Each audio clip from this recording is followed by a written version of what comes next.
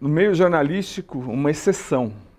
Eu procurei muito, não achei uma pessoa que não gostasse dele. Uma! Isso não existe. Tem! Eu não sei se ele é um serial killer de velhinhas, deve ser. É assim, ó, é inacreditável.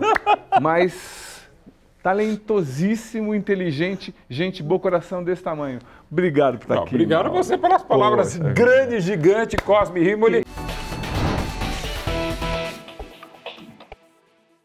Eu não vou entrar em detalhes, eu falo há muito tempo mesmo, né? A gente conhece o Cosme de 91, 92, por aí, eu sou de 90 no jornalismo esportivo, o Cosme um pouquinho antes, né? No jornalismo esportivo, já o lia mesmo, naquela sacanagem que eu falava, via você na faculdade, não, já lia mesmo. Olha que você... mas eu brincava, porque eu tenho o prêmio Cosme Rimoli, não vou falar do quê, já não temos inclusive mais idade para isso, mas enfim. Eu vou cortar. É bom cortar, aqui já editar tal. Vamos começar direito. Agora, você começou tão bem ou tão mal? Então, olha só. Então, eu quero saber uma coisa que todo mundo já perguntou, mas é verdade.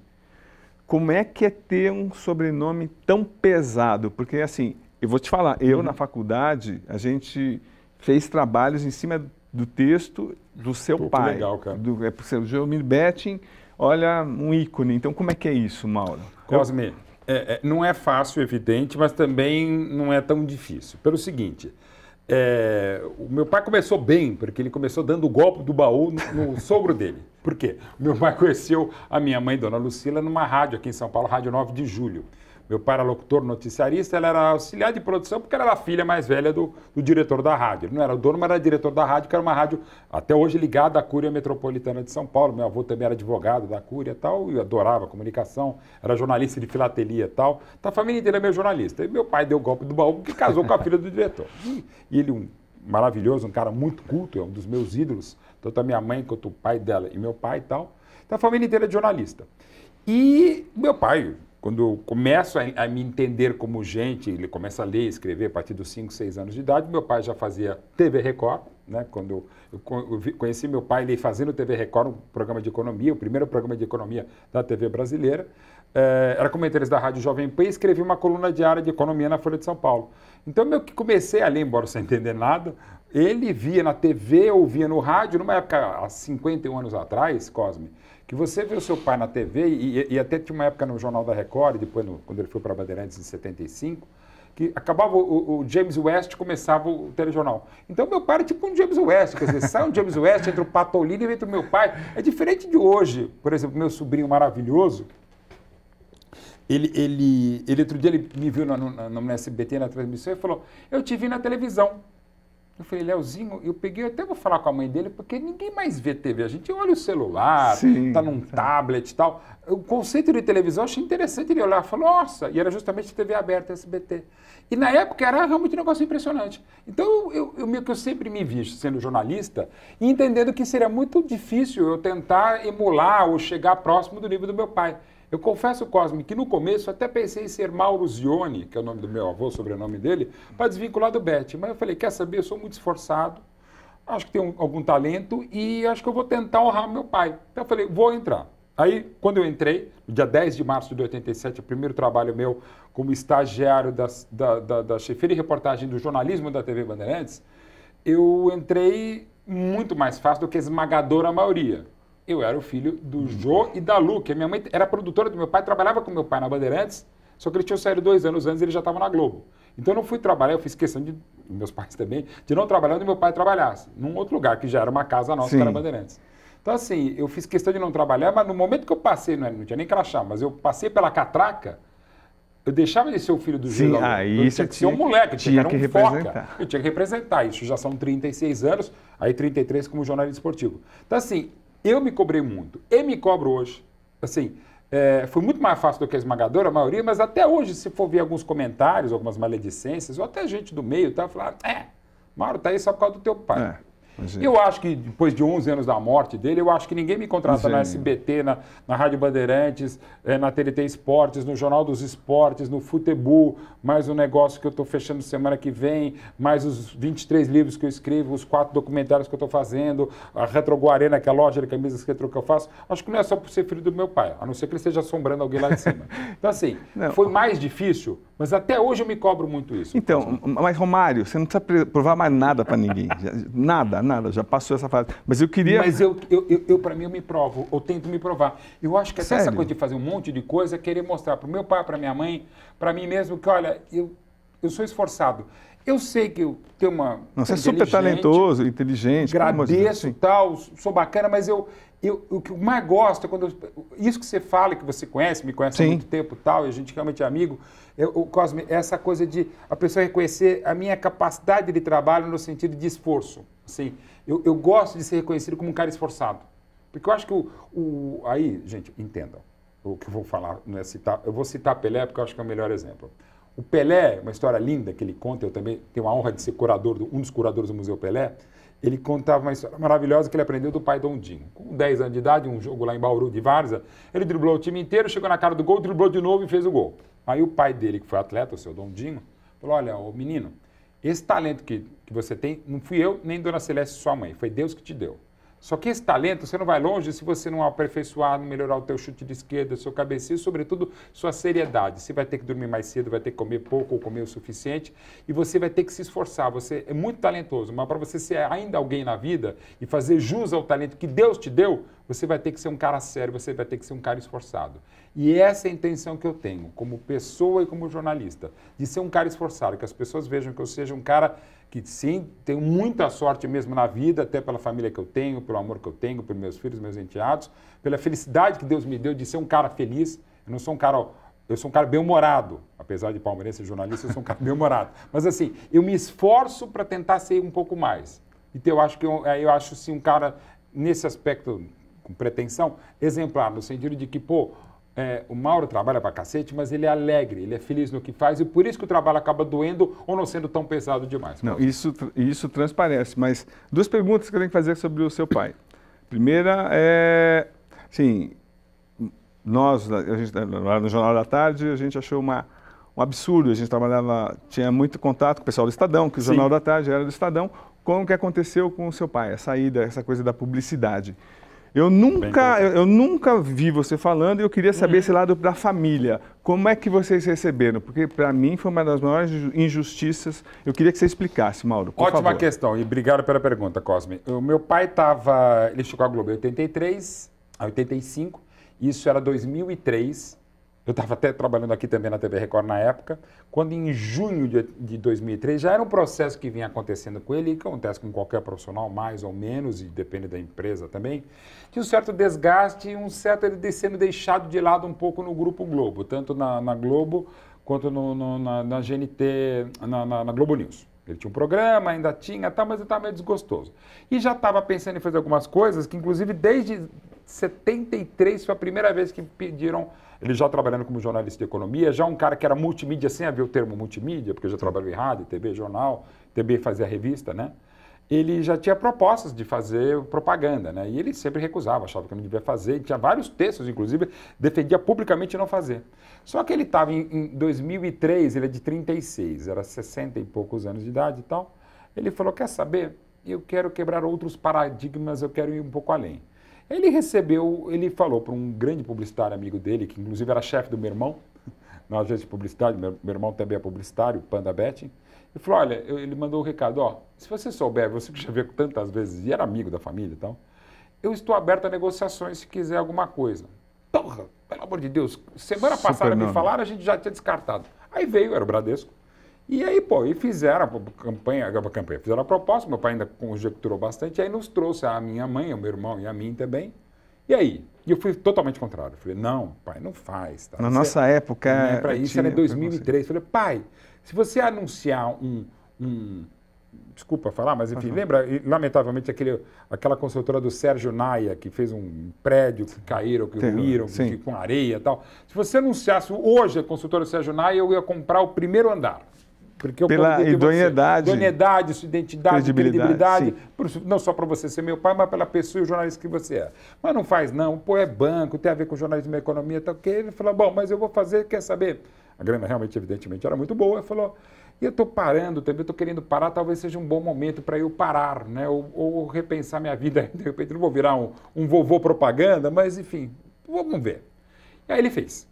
Ao fazer, ele já estava em reta de colisão com a Globo, e até para o contrato, a Globo já automaticamente encerrou o contrato que estava se encerrando. Né? Ele já tinha propostas da Record, propostas não, tinha sondagens da Record, do SBT, da Rede TV e da Band. Já tinha uns namoricos ou namoros mais adiantados. Quando a Globo anunciou que ele estava fora, aí veio todo mundo, né? Inclusive aqui da própria Record, eu estava na Record nessa época. Bom, mas enfim. E aí os jornais, num primeiro momento, não se manifestaram. E ele escrevia coluna na época para quase 50 jornais. Os principais eram o Globo, onde ele escrevia desde 79, e o Estado, quando ele havia trocado a Folha pelo Estadão, desde 1991. Aí o Globo decidiu cortar também, até porque as organizações Globo, Grupo Globo, tal, resolveu também encerrar a coluna dele, diária. Ele já tinha um site, que era um site até de sucesso para o nicho dele, de jornalismo econômico. E no dia seguinte o Estadão também fez a mesma coisa. Só que, engraçado, o Estadão me pegou muito, porque, assim, primeiro não foi a Globo tomar uma decisão, sei lá, na quarta-feira e o Estadão na quinta-feira. Eu podia tomar no mesmo dia, né? E como é que foi para a família isso? Foi dolorido porque colocaram em dúvida, até colegas eu até entendo, porque eu mesmo era contrário. E deixei até, a época você tinha, não era o Comunix, era o Observatório da Imprensa, do Dines, que era um trabalho muito legal, que alguns textos, para mim, passaram um pouco do ponto. Exato. E eu defendi o meu pai e algumas ideias, embora fosse contrário àquilo, eu achava que, em nome do meu pai, pela carreira, pela trajetória e pela vida do meu pai, que eu achava que o pessoal tinha pegado um pouco pesado. Né? E outros colegas brilhantes já haviam feito coisas parecidas, o próprio perdão, nossa, me fugiu agora, meu Deus do céu, quem, John? Nossa, gente, desculpa até, porque é um cara que eu adoro também, do Diário do Centro do Mundo, não era do Diário do Centro do Mundo, gente, meu Deus, o Nassif, Luiz Nassif, então. Pois é, mas porque isso... Já tinha feito antes também. Não havia nada de desonesto que estava fazendo. Porque estava claro, inclusive meu pai até na defesa falou, olha, o dia que o Bradesco não for um banco de idoneidade, de tamanho, não sei o que lá, e ele quebrou alguns preconceitos e preceitos, tal, que eu achava que ele não devia fazer. Mas eu mesmo falei, eu achava e eu defendia, falei, não faria, e eu na época já não fazia. Já mas ele pagou por isso. Ele pagou por isso, um preço alto, foi para a Band, acabou fechando com a Band, que era de casa, e era de casa mesmo. Meu pai, à época, morava a 850 metros da Band, né? Eu moro hoje na frente da casa da minha mãe, era na casa dele, eu também estou na Rádio Bandeirantes, não é só por isso, pela condição, mas também por conta disso. E achei que foi muito pesado. Ele pagou realmente um preço, recebeu um preço, mas pagou e depois ele recebeu, fez um acordo bárbaro. Mas para a família, como foi? Foi pesado porque realmente se colocou em dúvida a idoneidade dele em comentários anteriores. E não, era só pegar, por exemplo, procurasse mesmo Bradesco e Geomir, você vai achar hoje, 20 anos depois, algumas coisas assim, mas se for ver todo o comentário dele e a ideia dele, a idoneidade dele, até em questões políticas, eu não sabia em que ele votava, para você ter uma ideia. Imaginava, era um cara muito transparente, mas ao mesmo tempo muito sério, muito comedido. Sim. E eu mesmo que agora faço muita coisa, eu estou... Não exatamente, mas eu visto até a camisa de uma loja que eu sou sócio, a Retrogol Arena lá do Itaim, de camisa retrô. Eu acho que dá para fazer, cara. Assim, e no nosso caso, Cosme, no meu caso, que eu sou um jornalista, não o que mais trabalha no esporte, mas o que mais trabalha com mais patrões, o pessoal fala, pá, você faz o jogo do teu chefe. Eu falei, qual deles? Então, você fala mal você fala bem do Flamengo e do Corinthians, dá mais audiência, porque o teu chefe manda. Cara, eu sou chefiado no SBT, na TNT Esportes, na Rádio Bandeirantes, no Jornal dos Esportes, no nosso palestra, que eu sou um dos fundadores. Pô, será que todos os chefes pensam igual? Nem a gente pensa igual. Mas então, deixar claro, hoje Bial faz propaganda, Tadeu Schmidt faz propaganda. Galvão Bueno, a Globo, eu não vou dizer que meu pai abriu uma porta, mas... E outra coisa também, que aí que eu fico um pouco dolorido, Cosme. Pode dizer. No caso, a Globo, então, né, Paladina, respeito, não pode fazer. Aí, para não pagar o que se pagava ou o que se paga, a gente vai pagar menos, mas vocês estão liberados para fazer. Então, o que mudou muito? A Globo, o salário, a gente entende. Não é que eu estou aqui na Record falando mal da Globo. Até para deixar muito claro uma coisa. Meu pai, como eu falei, trabalhou na Globo de 85, de 10 de agosto de 85 até novembro de 2003. Eu trabalhei no Sport TV / da Globo de 20 de janeiro de 95 a 20 de fevereiro de 87, quando no dia seguinte eu estreiei como comentarista da TV Bandeirantes no Esporte da Band. A mãe dos meus filhos, Ellen Martins, que é repórter, editora e apresentadora do Globo Rural desde 1996, trabalha na TV Tribuna e, por tabela, logo depois na Globo, desde acho que abril de 93. Ou seja, na minha casa, meus pais, eu, meu irmão, a mãe dos meus filhos, de quem me separei, e os meus filhos, recebe, digamos, o leitinho vem da Globo desde agosto de 85, se não todo o leite, alguma coisa. Então, eu estou deixando muito claro que eu tenho uma dívida de gratidão pessoal, profissional às organizações. Ok, ponto. Mas isso eu acho que dá para discutir e muito sobre questões que, não vou dizer que evoluíram, mas mudaram. Mas só para deixar só o lado jornalístico assim, dos colegas, lá no Estadão muita gente achou uma injustiça absurda com seu pai. Absurda.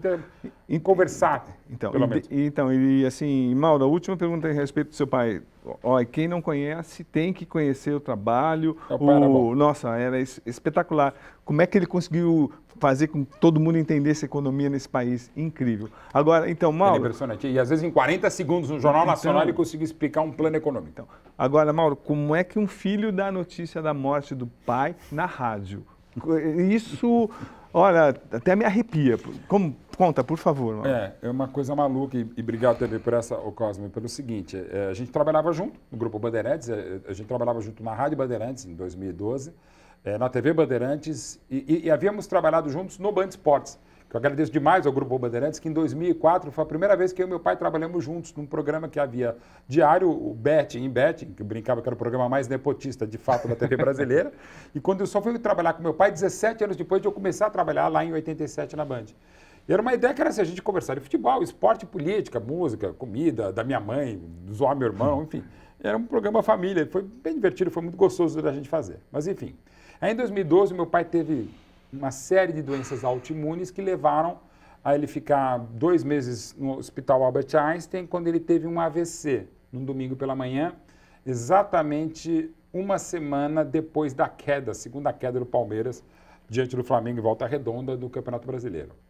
Nessa semana, entre a queda no domingo e no outro domingo, 10 da manhã, quando ele teve esse AVC, eu não falei com ele sobre a queda do Palmeiras. Não falamos. Ele estava lúcido? Ele estava lúcido, estava mal, mas não mal imaginávamos ao ponto de ele ter um AVC. Tanto é que até hoje não se sabe se o AVC foi da condição que não estava boa dele ou se poderia ter tido um AVC se estivesse bem. Enfim. Mas o AVC aconteceu domingo pela manhã, meu irmão estava indo a trabalho para Hong Kong, conseguimos ligar para ele estava na Sky Los Angeles, ele voltou, o médico maravilhoso, toda a equipe do Einstein, conseguiram segurar meu pai, porque era um AVC devastador para uma pessoa jovem, para um senhor de 74 que ia completar 75 anos no mês seguinte, não tinha condição, era um estado irreversível. E aí conseguiram segurar isso, foi um domingo pela manhã, ele morreu numa quinta-feira de madrugada, 1 da manhã, dia 29 de novembro. Naquela quarta, às 2 da tarde, num boletim médico do Albert Einstein, disse pela primeira vez que o estado dele era irreversível. E a gente já sabia que era, mas a gente não anunciou nisso, foi toda a imprensa à porta do Einstein e tal, o pessoal ligando, inclusive para mim, né, vários colegas, vários amigos, eu falei, não, tá assim. E à noite tinha no Morumbi, São Paulo Universidade Católica, o jogo de volta da Sul-Americana de 2012. Aí eu falei pro saudoso Carbone, eu falei, que era meu chefe na Rádio Bandeirantes, eu falei, Carbone, ele, todo preocupado, viu, o irreversível, me ligou, Mauro, você, tá liberado. Eu falei, não, cara, eu prefiro estar trabalhando, não sei quando vai ser, pode demorar mais um pouco, e eu não gosto de hospital, a situação está pesada, meu irmão está aqui, minha mãe está aqui, vamos... E uma coisa também, não sei se eu falei alguma vez, naquela madrugada anterior à irreversibilidade, de terça para quarta-feira, o hospital foi maravilhoso, só podia ficar um acompanhante na UTI num estado como esse. E o hospital deixou que 2 acompanhantes ficassem, eu e a minha noiva, a Silvana, que é minha mulher, o amor da minha vida. A gente estava noivando havia 10 dias. A gente ia casar em maio de 13, como casamos. Exatos agora 10 anos. E o hospital foi maravilhoso, deixou que a minha mulher ficasse, a Silvana, com o meu pai. E ela chegou, com meu pai, eu e ela, né, umas 7 da noite, já o estado já sabido irreversível, e ela pegou meu pai pela mão e falou, oi, Jô, é a Silvana. Eles nunca tinham se falado. Quer dizer, eles só tinham se falado por telefone. Ela foi visitar no hospital, ele estava já tão debilitado 1 mês e meio antes que ele não quis abrir a porta, até vaidade, enfim. Mas ele falava por telefone, ele ligou para ela no dia do aniversário dela, 1 mês e pouco antes e tal. E se falavam, mas eles nunca se viram, né? E foi a primeira vez que ela tocou meu pai. Pegou a mão do meu pai e falou, Jô, aqui é a Silvana, noiva do Mauro, a gente vai casar em maio do ano que vem, como você sabe. Só para dizer que eu amo muito seu filho, né? Eu amo muito o Luca e o Gabriel, que são os meus filhos, o meu primeiro casamento. Aí quando ele falou, a Sil falou para o meu pai, que amava muito o Gabriel e o Luca, o batimento cardíaco do meu pai começou a bater mais alto, assim, mudou substancialmente. Eu olho para a máquina, Aí eu olho para ela também vai. Não, enfim, ok. Aí ela falou mais umas coisas super bonitas, tá? Eu falei, é o seguinte, meus pais são muito fãs de você e tal, não sei o que lá, eles gostam muito do Mauro também, mas tá, tem um problema. Minha mãe, quer dizer, isso não é problema, minha mãe é muito palmeirense, ela é italiana, mas o meu pai é muito... Ele é alemão que nem você, é casado com uma italianinha como a Lucila, mas o meu pai é muito São Paulino. Mas tudo bem, eu sou muito palmeirense, tenho olho verde, coração verde. Não é quando ela falou de Palmeiras, e pô, nosso time... Ela não quis falar do rebaixamento, nosso time, pô, a gente vai no jogo com o Luca, com o Gabi, vamos com a Manuela, minha filhinha, que se vai adorar, ela é palmeirense também. Quando ele começa a falar do Palmeiras, mesma coisa. Sobe, Palmeiras não sei o que lá, bom, aí a gente fica bastante emocionado, ok. Passa o dia, a gente dorme lá do jeito que dá para dormir, e à noite eu ia ao Morumbi. Mas antes me ligou o vice-presidente do São Paulo, João Paulo Jesus Lopes, que a cada 3 dias me ligava para saber do meu pai. Falou, Mauro, você vai fazer o jogo, eu vou. E aí, eu fiquei sabendo agora que o estado é irreversível, então estou nas orações e tal. Pô, que você precisar, vou estar aqui, vou estar na cabine. Eu falei, pô, obrigado, presidente. Vamos lá, não sei o que lá. Ele desliga. Eu falei, quer saber? Eu não sei nem se eu falei isso para o João Paulo, mas quero falar aqui, aproveitar a tua audiência, Cosme. Eu não fui para o Morumbi. Por que eu não fui para o Morumbi? Porque se o jogo fosse no Palestra Itália, que aliás na época estava em obras, o Allianz Parque, eu iria.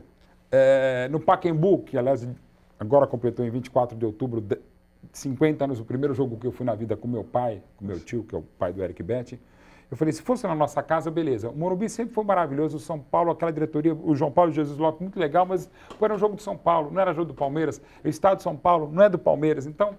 O que eu fiz? Eu fui para a Rádio Bandeirantes, que é ali do lado. Sim. O Einstein está do lado do Morumbi, que está do lado da Rádio Bandeirantes. Eu fui para a Rádio Bandeirantes comentar no estúdio. Bom, o jogo vai, São Paulo se classifica, ia ser depois campeão com o Rogério e com o Lucas Moura, e estou no ar. Aí está uma entrevista com o Milton Neves e o Rogério Ceni, 2 dos melhores amigos que o futebol me deu, e os dois quebrando pau, e me metendo na conversa. O Rogério fala, Mauro, fala para o Milton alguma coisa tal, Milton sacaneando, sim, fala para o Rogério tal. Ok, nisso, no meio do papo, me liga meu irmão. Atendo o telefone. Foi. Você tá aí na rádio? Tô. Tá, vem pra cá. Tá, mesmo. Tá, você quer lá? Aí tá no meio da aula, briga, passou não sei o que lá. E às 5h30 eu tinha escrito um texto no meu blog, na época no Lancinete, um texto de homenagem, né, despedida, aí até falando muito de futebol, meu pai também foi jornalista esportivo, ele criou a placa do Gol de Placa do Pelé, até nisso. Em 5 anos de jornalismo ele fez muito mais do que eu a vida inteira. Mas ok. Eu peguei... Na hora que o Milton Neves acabou, eu pensei, eu vou passar para o Milton Neves a informação e nem volto para o ar, né? Por óbvio, né? Mas eu falei, cara, eu estou tranquilo. Isso era quinta-feira, 1h, desde o domingo, 10h, eu sabia que era o estado irreversível. A gente estava, no fundo, até rezando para que fosse o quanto antes, para que ele não sofresse, minha mãe, a gente não sofresse mais, porque era irreversível. Eu falei, quer saber, eu estou pleno. Então vamos lá. Passou, e aí, Mauro, e o Vitória de São Paulo finalista, eu e o Rogério e tal. E aí, Mauro? Eu dei uma pausa de fato dramática, eu estava num outro estúdio, aí eu peguei e saí falando direto. Meu pai, eu não lembro como é que começa o texto, mas meu pai, não sei o que lá, papapá. Aí nisso o Denis Williams, que era operador da Rádio Bandeirantes, com muita sensibilidade, ele foi dando um fade, foi baixando o áudio do hino do São Paulo classificado, sim. E foi aumentando um hino que, aliás, pela primeira vez passou aqui na TV Record, do programa do Milton Neves, o apito final, que era a versão do hino da guitarra do Palmeiras, sim, com o Marcos Klein, hoje guitarrista do Traje a Rigor. E começou a tocar o hino do Palmeiras, eu comecei a falar um texto que durou uns 7 minutos. Também porque tem uma hora que eu estou baixando o texto no laptop, eu desajeitado como sempre, o texto vai para o final, eu tenho que dar uma improvisada e tal, volto ao ponto, depois uma improvisadinha no final. Mas e a emoção, como é que você... Cara, então, isso é uma coisa maluca, Cosme. Eu segurei, acabou o texto, até um momento que você pode achar na internet, tem uma foto minha, eu assim, com a camisa meio bordô, lendo o texto, com a mão na testa assim, o operador tirou uma foto daquele momento, né? Na época a rádio não tinha internet, não tinha YouTube, essas coisas. E aí, eu li o texto e tal, assim que eu acabei de ler o texto, me liga o Johnny Saad, dono do Grupo Bandeirantes, força, ele sempre gostou muito do meu pai e tal. Liga depois o diretor-geral de jornalismo, o Fernando Mitre, para dar a mesma força e tal, e perguntar até de como é que ia ser, onde é que seria o velório, o enterro. Eu falei, vai ser no cemitério do Morumbi e tal, ok. E aí eu saio, depois o pessoal da Band News FM me pega, que é no andar de baixo, para dar uma entrevista. O Boris Casoy apresentava o Jornal da Noite, sai, trabalhou com meu pai muito tempo, também na Folha de São Paulo, aí fica mais uma meia hora, 40 minutos no ar, tal, e eu falando de boa, contando história, o Boris muito engraçado contando as dele. Aí eu vou para o Einstein, isso era tipo 2h30 da manhã, tinha uma coletiva, um monte de amigo meu, até alguns colegas da Globo chorando também, com muitos amigos do meu pai, da minha mãe, da mãe dos meus filhos. A gente dá uma entrevista, eu e meu irmão e tal. Bom, aí 7 da manhã estamos de pé, sei que lá, o velório, e aí eu vou chegar lá. Teve tanto carinho das pessoas que a gente sabia que ele era respeitado, sabia que muita gente gostava, mas a gente não sabia que tanta gente gostava. E a Record fez uma edição muito bacana no Jornal da Record. A Globo deu 3 minutos e meio para ele no Jornal Nacional. O Jornal Bandeirantes inteiro foi homenagem ao meu pai. E naquele dia, inclusive, depois do enterro, foi no crematório umas 2 da tarde, o Datena me liga e falou: Mauro, porra, como é que você está? Tudo bem e tal? Você não quer vir aqui no Brasil Urgente? Fizer um Brasil Urgente, eu fiz 2 horas de programa. A gente foi tão abraçado, Cosme, e foi tão bacana que não doeu. E aí, como é que, para mim, eu já sabia que era irreversível, eu falei, eu vou passar para o Milton Neves da notícia, eu falei, não, eu estou tranquilo, eu estou sereno, eu estou com um texto para fazer homenagem aqui para ele, e falei, e eu confesso que só caiu a ficha uns 3 dias depois, quando me ligam da Itália, de um portal de notícias, para me entrevistar como é que era dar a notícia da morte do seu pai. Eu uso muito nos cursos que eu dou hoje, palestras, numa conversa como essa, Cosme, eu falo assim, pô, qual foi a reportagem, não sou um grande repórter investigativo e tal, qual foi a notícia mais impactante, o maior furo que você deu? Justo a única notícia que eu não queria dar na minha vida, a morte do meu pai, que ao mesmo tempo era colega de Rádio Bandeirantes, de TV Bandeirantes e de Band Esportes. Então assim, como você vê, qual a maior notícia da sua vida? A que eu não queria dar, e que eu estava ao vivo. E ao mesmo tempo eu falei, pô, meu pai está realmente comigo nessa. Aí eu falei. E ao mesmo tempo uma outra questão minha, muito pessoal. Isso foi em 29 de novembro de 2012. No dia 12 de abril de 2012, a mãe dos meus filhos e eu decidimos separar, só que a gente só foi contar para os nossos filhos em 22 de maio de 2012. Então eu tinha 6 meses que eu estava separado, sobretudo dos meus filhos. Um tinha 13 anos, o outro tinha 10. E é a maior dor da minha vida, mesmo, a separação dos filhos, até porque os filhos ficam com a mãe, não ficam com o pai e tal. E eu sempre fui péssimo para dar mais notícias. Não só o rebaixamento do Palmeiras, mas eu sempre fui horroroso. Até sair da política, que eu trabalhava primeiro, que eu gostava, e fui para o jornalismo esportivo para tentar dar boas notícias, apesar de algumas fases do Palmeiras.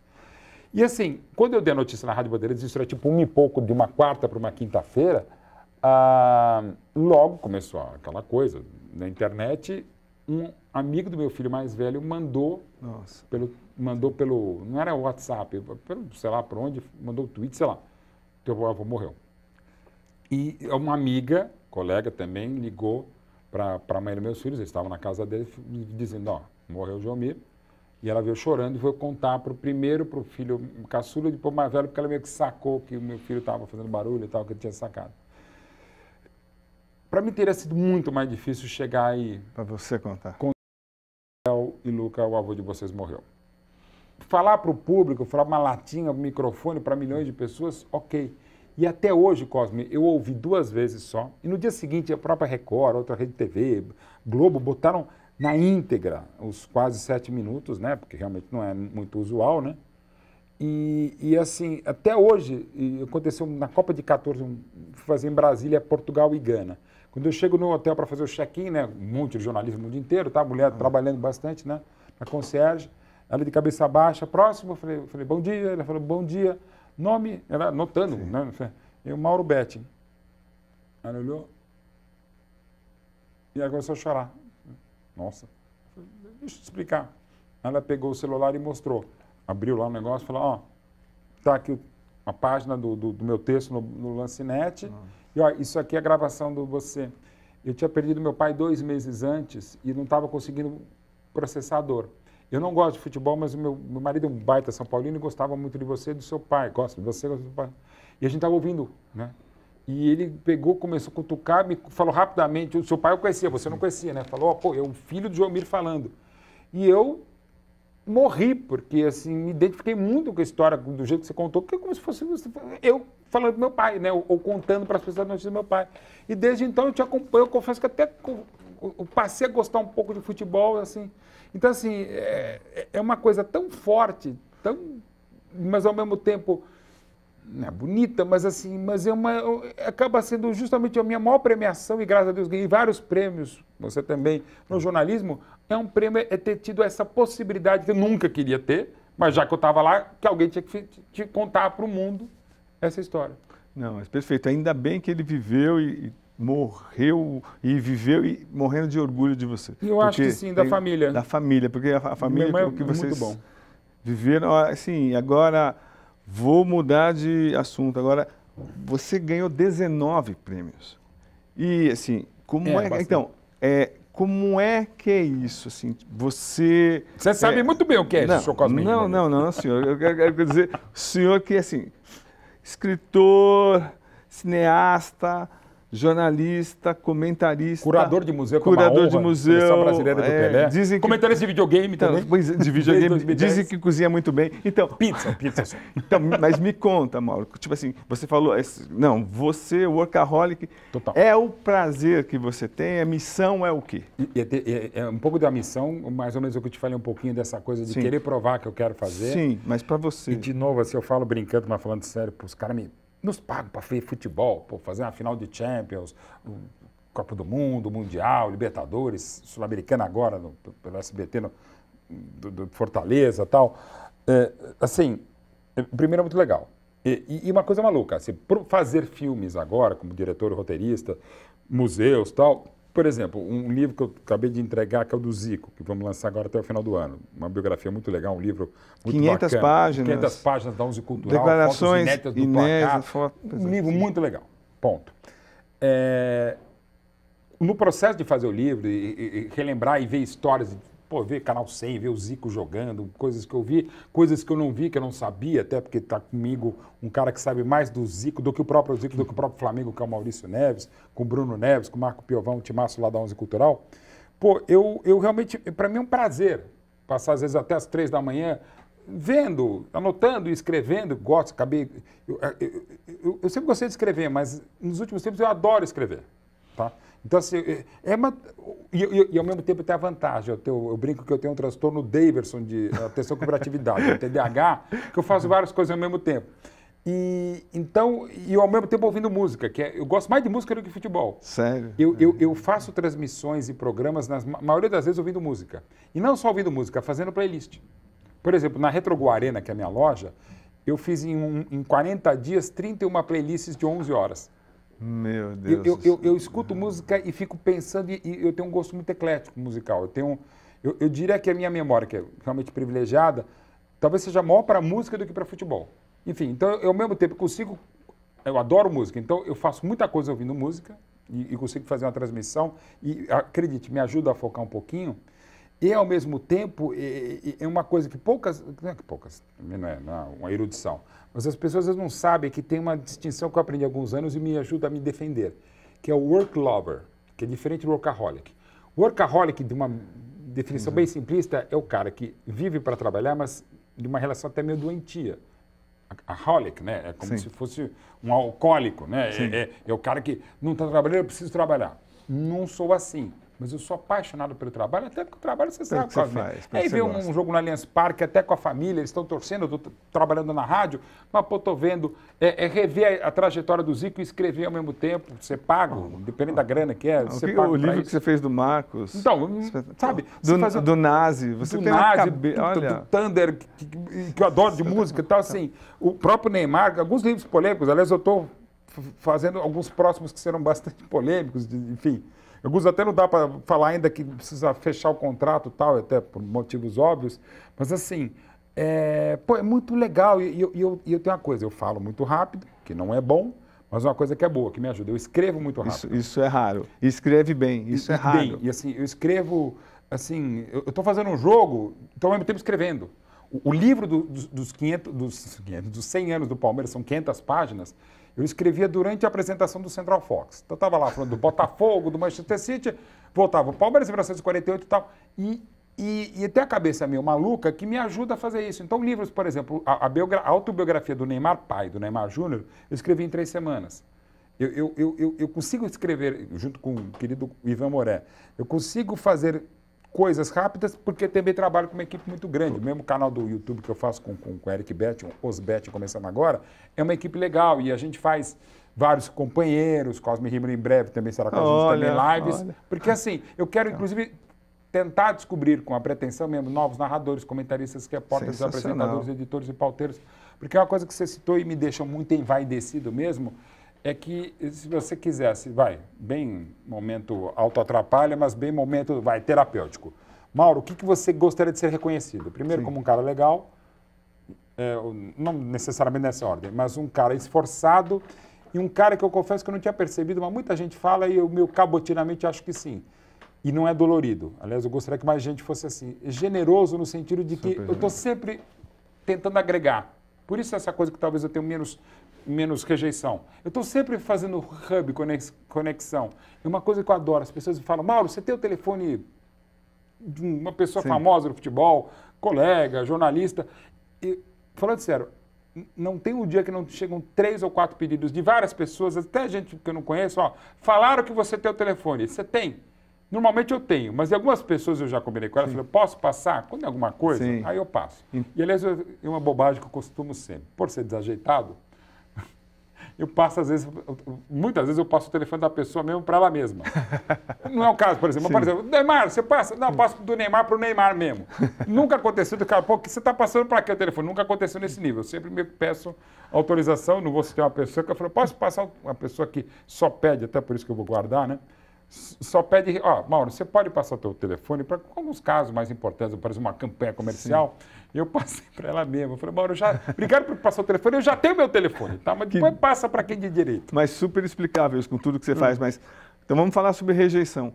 Como é que você consegue assumir seu amor absurdo pelo Palmeiras e ser super bem recebido no Corinthians, ser super bem recebido no São Paulo, onde vai no Flamengo? Como assim, Mauro? Isso é interessante, porque o que eu tenho mais problema é parque, na academia do Palmeiras, que é uma coisa natural do palmeirense, que é corneteiro, que é aquela coisa, estamos, sei lá, vendo um jogo, aí, sei lá, se o Messi fosse jogar no Palmeiras, baixinho, argentino, é um novo joíno, né? É um anão, né? Prefiro o Arthur, mais alto que o Messi. Né? O Palmeiras é assim, Ademir da Guerra lento, né? Marcão, o padroeiro de Manchester, essas coisas absurdas. Então, o palmeirense, eles querem, de um modo geral, um cara assumido, que eu seja um porta-berro da arquibancada, um porta-voz do clube, e sou só o Mauro Betting, né? No sentido de que qual a pior situação você passou por isso? No Palmeiras, não foi exatamente no Palmeiras, mas foi no jogo do Palmeiras, foi em 92, em Santo André, no Bruno José Daniel, eu levei uma mexericada na testa. Porque o time não estava legal e eu era um dos poucos, únicos, que defendia o Parmalat à época. Quando o Parmalat ilusão, eu defendia e levei do pessoal da Mancha uma mexericada. Em 2001 também, uma nota oficial da Mancha, entre vários problemas do Palmeiras, mas me detonava também e falava, Mauro Betting, vírgula, que se diz palmeirense, vírgula, o quê? E vários momentos com direções atuais e não. Eu fui processado pelo ex-presidente Mustafa Contursi, para você ter uma ideia. Pelo quê que você fez? Essa foi demais. Foi pelo conjunto da obra, eu sempre o critiquei, ele sempre me criticou, mas é dever dizer, a gente meio que se entendia, apesar das críticas. Então eu conversava com ele conversava comigo, até durante o processo. Mas o meu também foi gerado numa noite inesquecível. Numa dessas premiações da CESP, foi muito legal. Eu ganhei como melhor comentarista de rádio, de televisão, e naquele mesma noite o meu pai estava sendo homenageado por ter sido, inclusive, secretário da CESP no início dos anos 60. Sensacional. E estava lá minha mãe dos meus filhos, estava todo mundo lá, e aí estava o Mustafa Contursi também, outros presidentes de clube e tal. E aí na hora do buffet, minha mãe passa na frente do Mustafa, isso era 2006, o time não estava nem tão ruim, o Mustafa estava saindo do Palmeiras. Aí minha mãe passa na frente do Mustafa, vira para ele e fala, o senhor é uma mancha negra na história deste clube. O senhor é esta corja de conselheiros, inclusive apontando para alguns que estavam do lado, que nem eram conselheiros, mas ela achou que fossem conselheiros do Palmeiras. Vocês infelicitam a mim, ao meu pai que já morreu, aos meus filhos, aos meus netos, ao cachorro, não sei o que lá. Ela deu uma deschavada de 1 minuto no Mustafa. Nossa. Isso, palavra de um cara que estava do lado dele, que é muito amigo meu e amigo dele, né? E deu a nota... Mas do nada? Do nada. Ela passou na frente dele, a italiana terrível, a mãe dela chama Itália Roma, minha mãe é terrível, pegou, falou e ainda passaram mal. E foi lá pegar o buffet dela. Disse que a informação que eu tenho é que o Mustafa acabou de comer, falou, quem é, né? E esse que me é a mãe do Mauro, mulher do Jomir. Ele acabou de comer e foi embora, né? Porque se sentiu ameaçada daquela italiana de 1,56 m, não se perca. Deu 2 meses, eu recebi o processo. E no processo estava também, que além de eu falar o que eu falava, eu escrevia, ainda minha mãe veio para cima dele, que é uma coisa meio risível. Mas enfim, ele acabou perdendo o processo e tal. Então assim, pra você ver como é que é essa situação. Então assim, eu tive esses momentos recentemente no Allianz Parque, uma coisa muito gostosa, eu fico tipo 1 hora para entrar e 1 hora para sair. Tem muita gente com a coisa de selfie também. E muito também em nome do meu pai. E alguns falam, pô, teu pai, eu gosto de você, mas teu pai, eu concordo, meu pai era melhor, inclusive melhor palmeirense do que eu, até por isso que ele largou o jornalismo esportivo de tal palmeirense que ele era. Bom, e aconteceu uma história que eu acho bem um exemplo. Tava um pai, veio com 3 filhos adolescentes, tal, eles jogam videogame, o eFootball, que eu comento desde 2010 e tal. Aí tiraram foto, ainda gravei um vídeo para um amigo deles, para a namorada do amigo deles, tal, legal, tal, não sei o que lá. Aí o cara falou, Mauro, muito obrigado, você é muito simpático mesmo, mas eu queria te dizer ainda que eu te acho, desculpa usar o termo, um jornalista de merda e um palmeirense de bosta. Eu falei, assim? muito obrigado pela sinceridade. Mas eu ainda falei para ele, olha, eu concordo com você. O Mauro Betting, palmeirense, aliás, o palmeirense Mauro Betting, nessa ordem. Primeiro eu sou palmeirense, depois é Mauro Betting, discorda muito do Mauro Betting, jornalista, comentarista. E eu mesmo discordo de 80% do que eu falo e escrevo. E sobretudo do Palmeiras, porque eu tenho que ser minimamente imparcial. Né? Eu tenho que tentar ser, mesmo que assumidamente. E, de fato, Cosme, eu fico muito feliz, porque, assim, quando o Corinthians fez 100 anos, na Gaviões da Fiel, na entrada da Gaviões da Fiel, estava um texto que não era um texto do Juca Kfouri, do Neto, do Benja, era meu. Eu tenho mais textos em livros oficiais do Corinthians do que os livros oficiais do Palmeiras, os que eu não escrevo.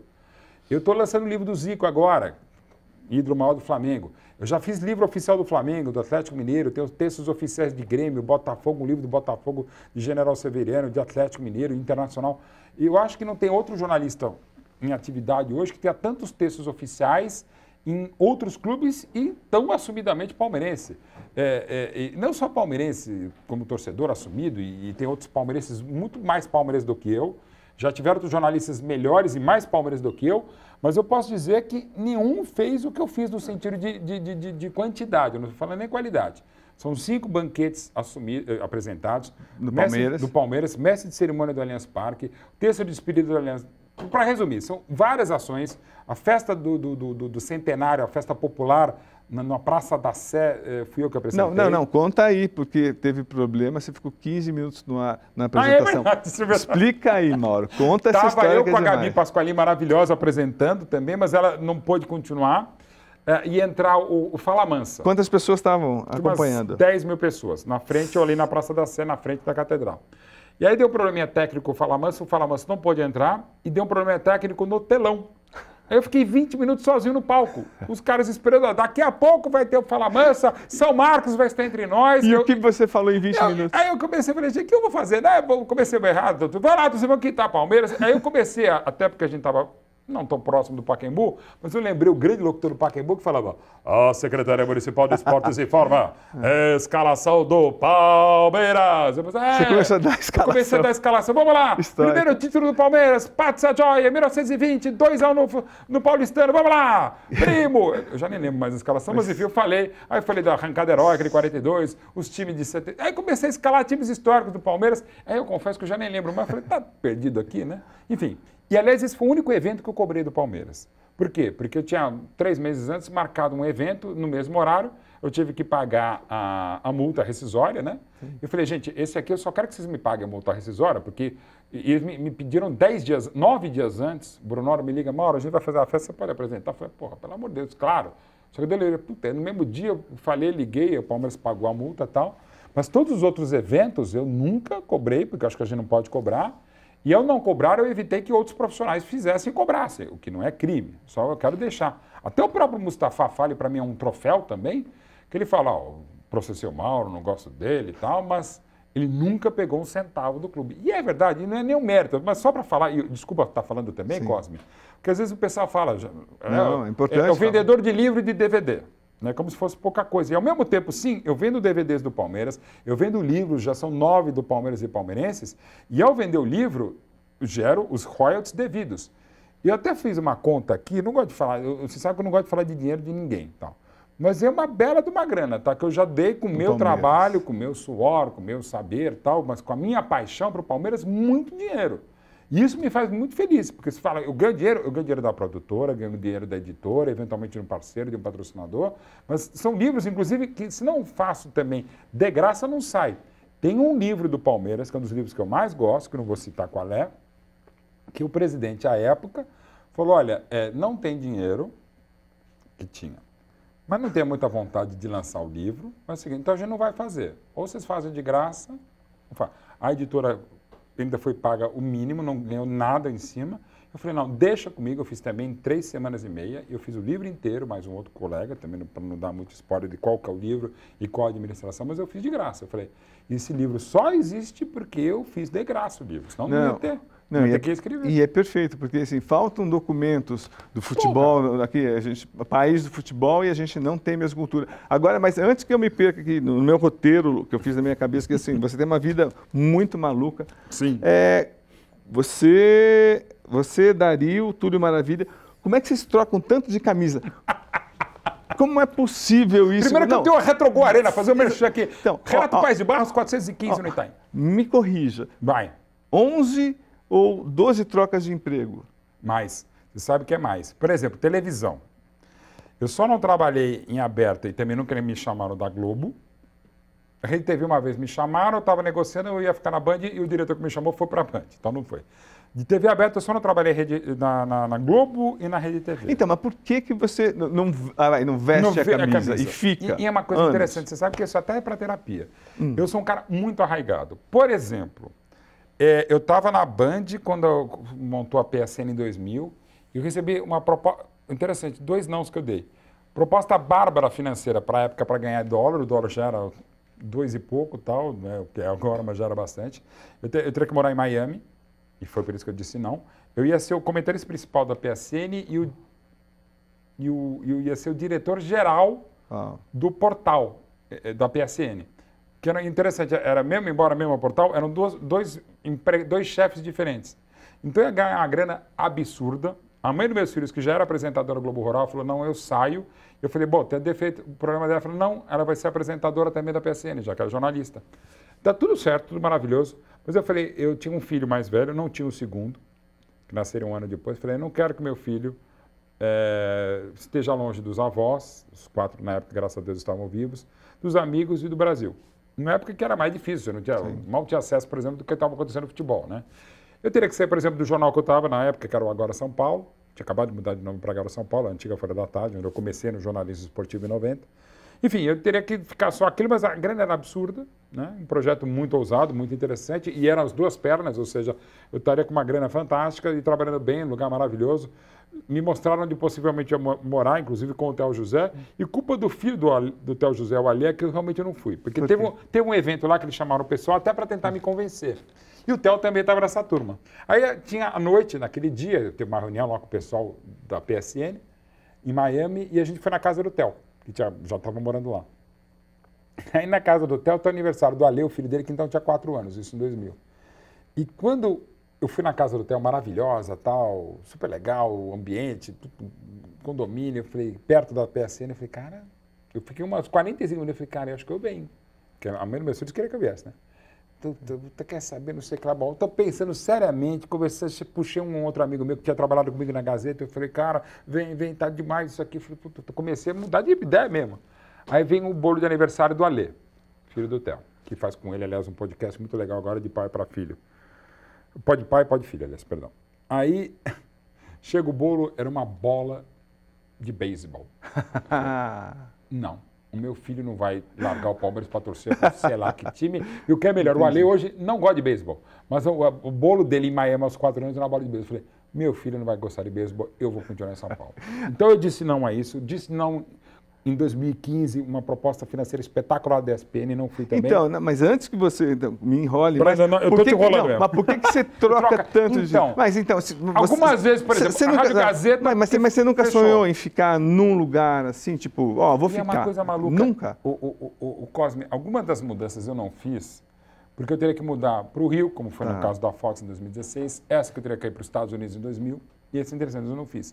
Outras eu fiz financeiramente, tá?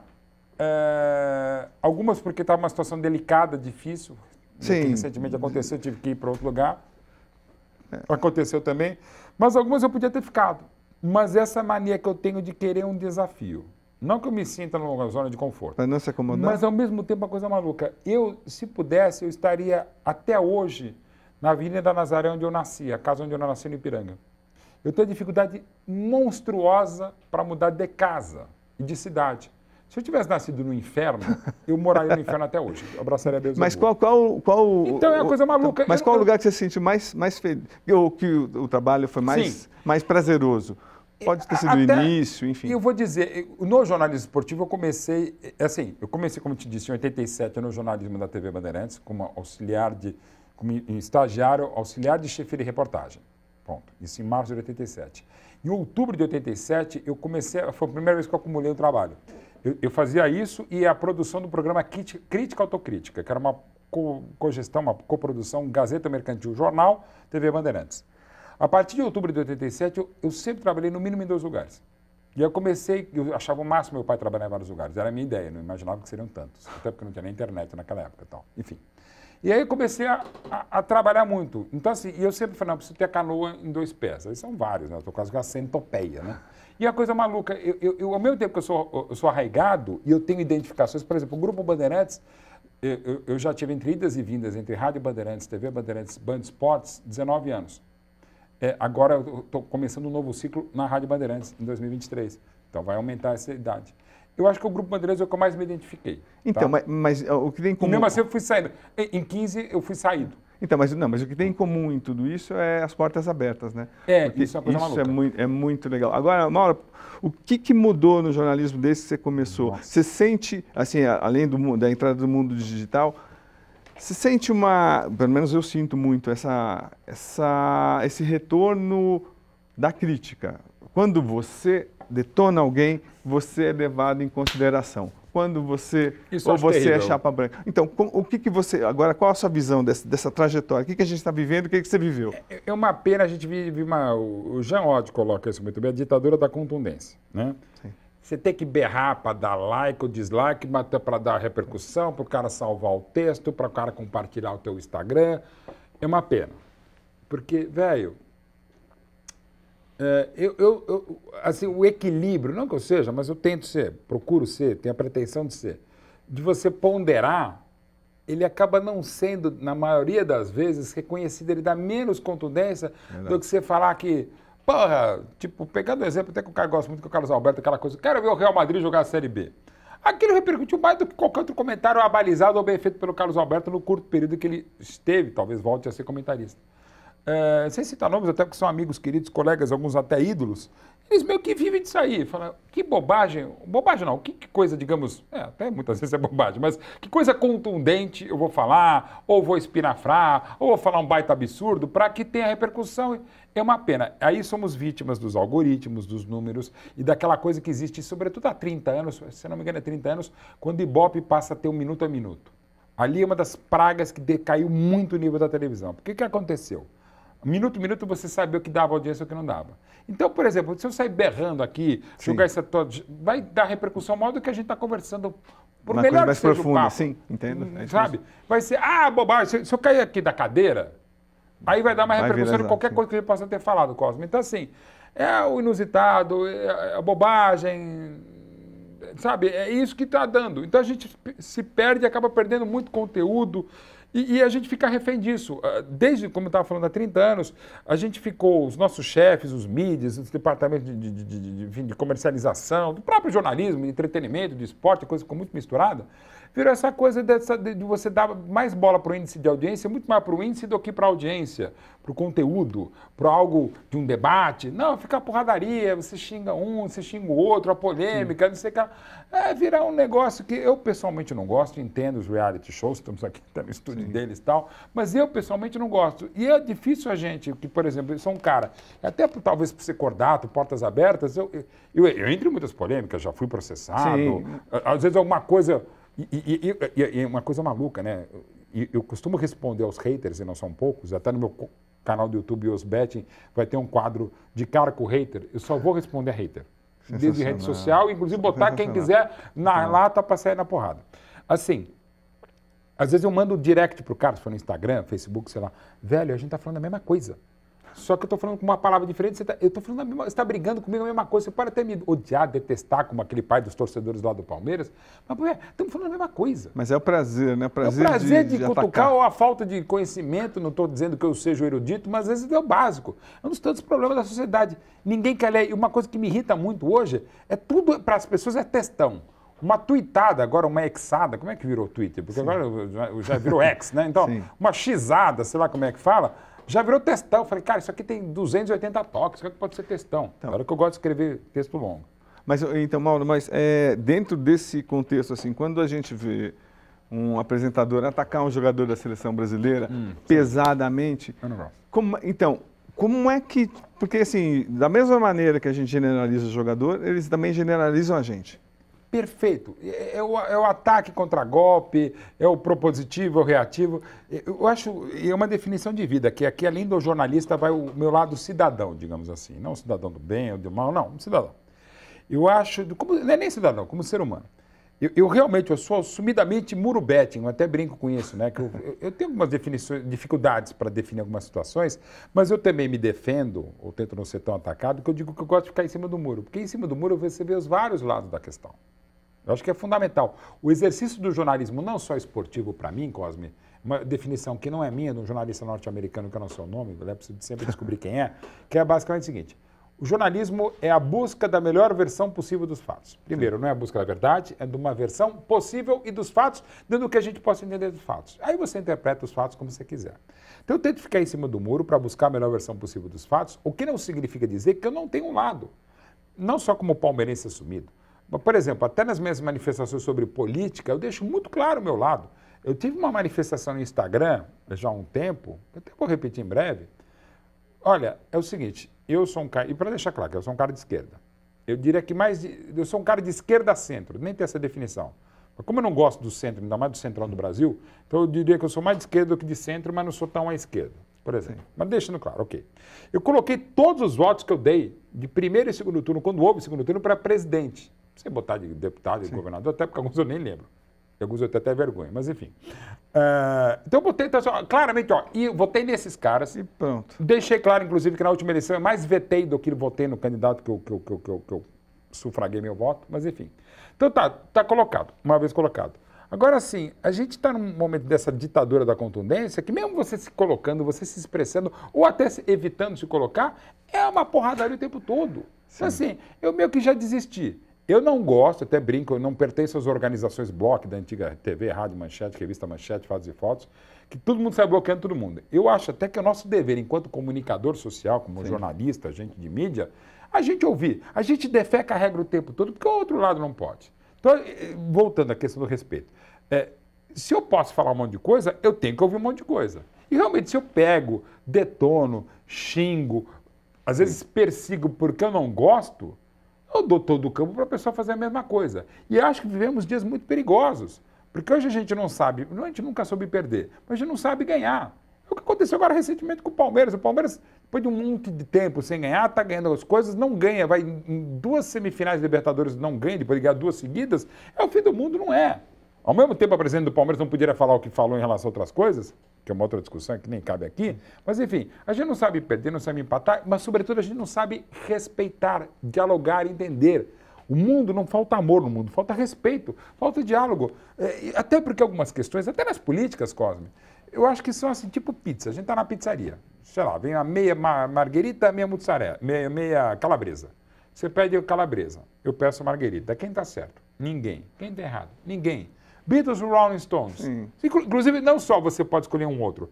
Beatles e Rolling Stones, Messi e Ronaldo. Você pode torcer para os dois. Sim. Pode amar os dois como ama o Beatles e Rolling Stones. E também, se você... E você não é bandido, não é cidadão do mal. Lógico. Você pode escolher um time, vai escolher o outro e acabou. Agora, Mauro, só parar um pouquinho. Você quer água? Não. Tá, não quer mais água? Não, aqui que fala... Não quer? Tem certeza? Está ótimo. Então tá bom. Então, agora... Jóia, então vamos retomar. Agora, Mauro, uma coisa que me chama muito a atenção. Eu estava pensando, a gente tem perfis diferentes. Eu cubro seleção brasileira, acho que há 23 anos. Uhum. Antigamente eu puxava o jogador pelo braço, a gente conversava na boa, assim. E hoje, no Catar, assim, zona mista, os jogadores passando, eles olham pra gente com cara de ódio. E aí, é relação humana, assim, dá para sentir que também, do nosso lado, fica ódio com ódio. E assim, uma coisa que não leva a nada, mas é muito difícil essa aproximação. Eu conversei muito com o Rodrigo Paiva, que é o da seleção brasileira. E também, tipo, dá para perceber que não é difícil. Como é que vai fazer isso? Como é que você sente isso?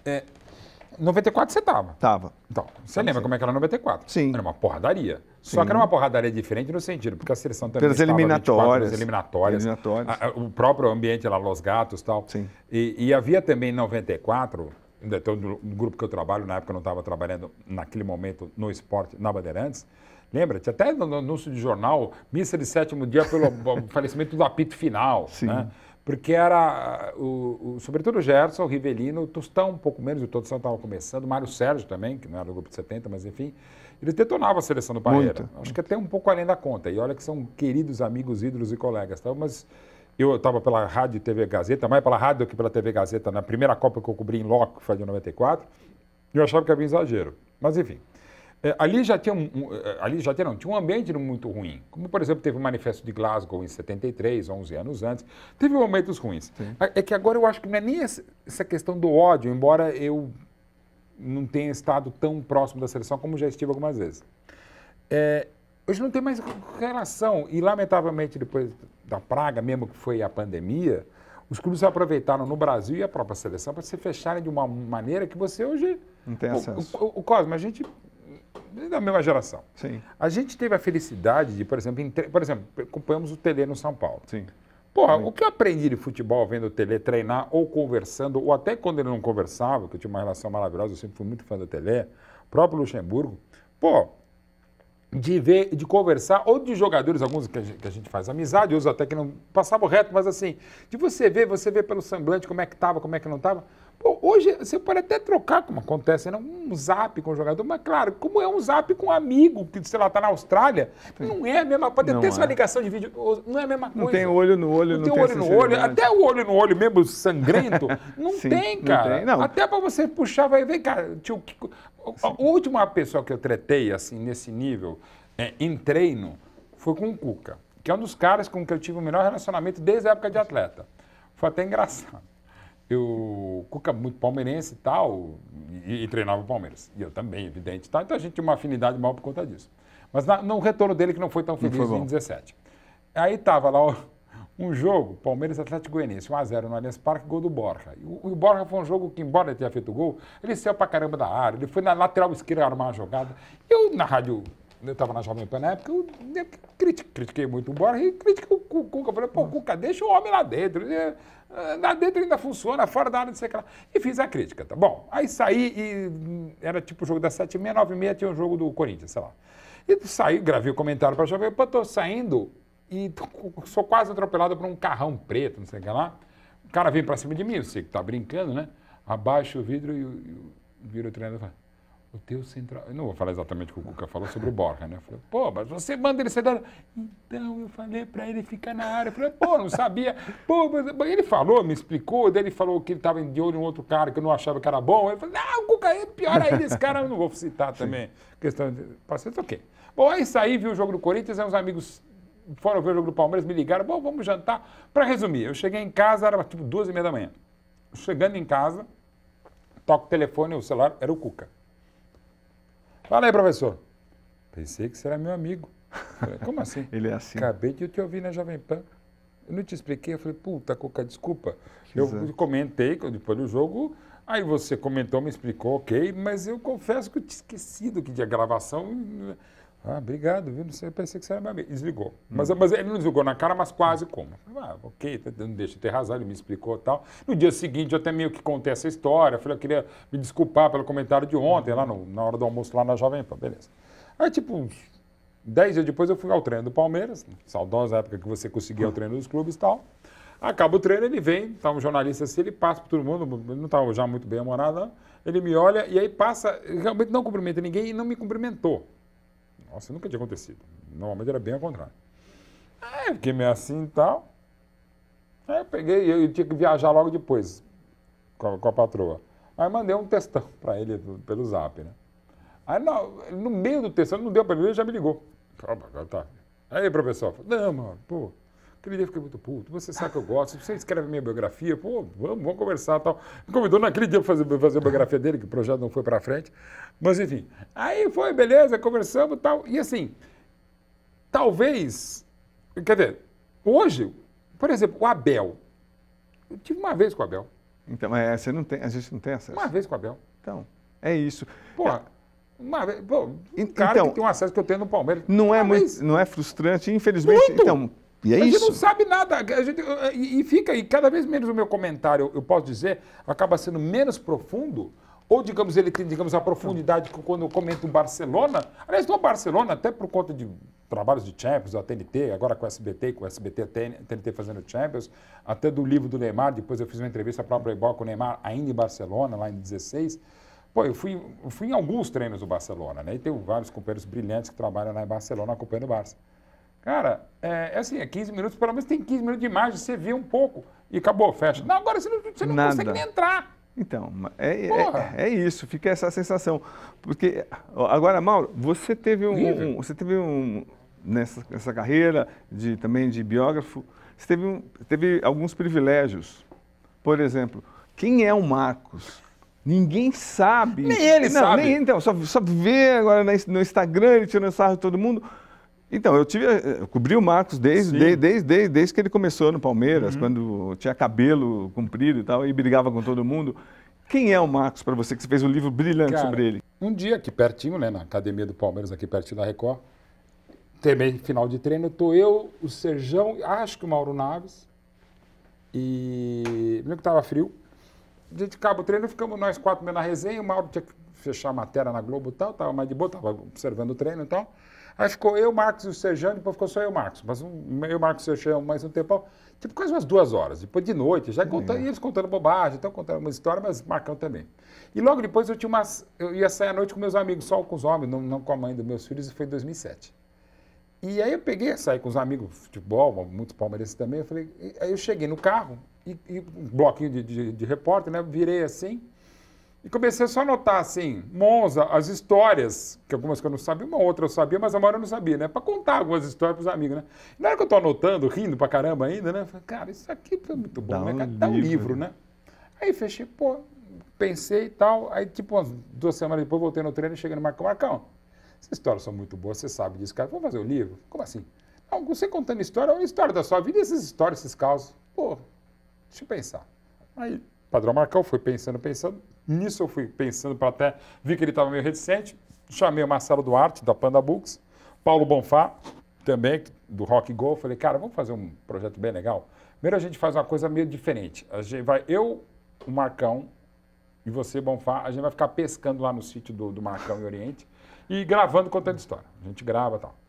E nessas a gente grava por livro e faz um spin-off. Na época faz um hot site, na época, digamos, para quem vai ter um código de acesso para quem comprar o livro, vai ter a edição dessas conversas do Marcos pescando.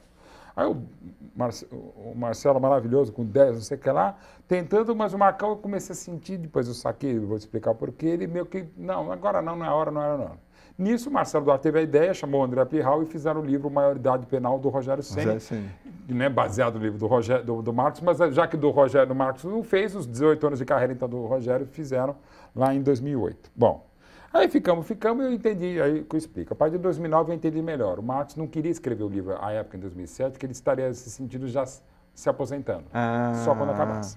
E quando ele acabou em 2011...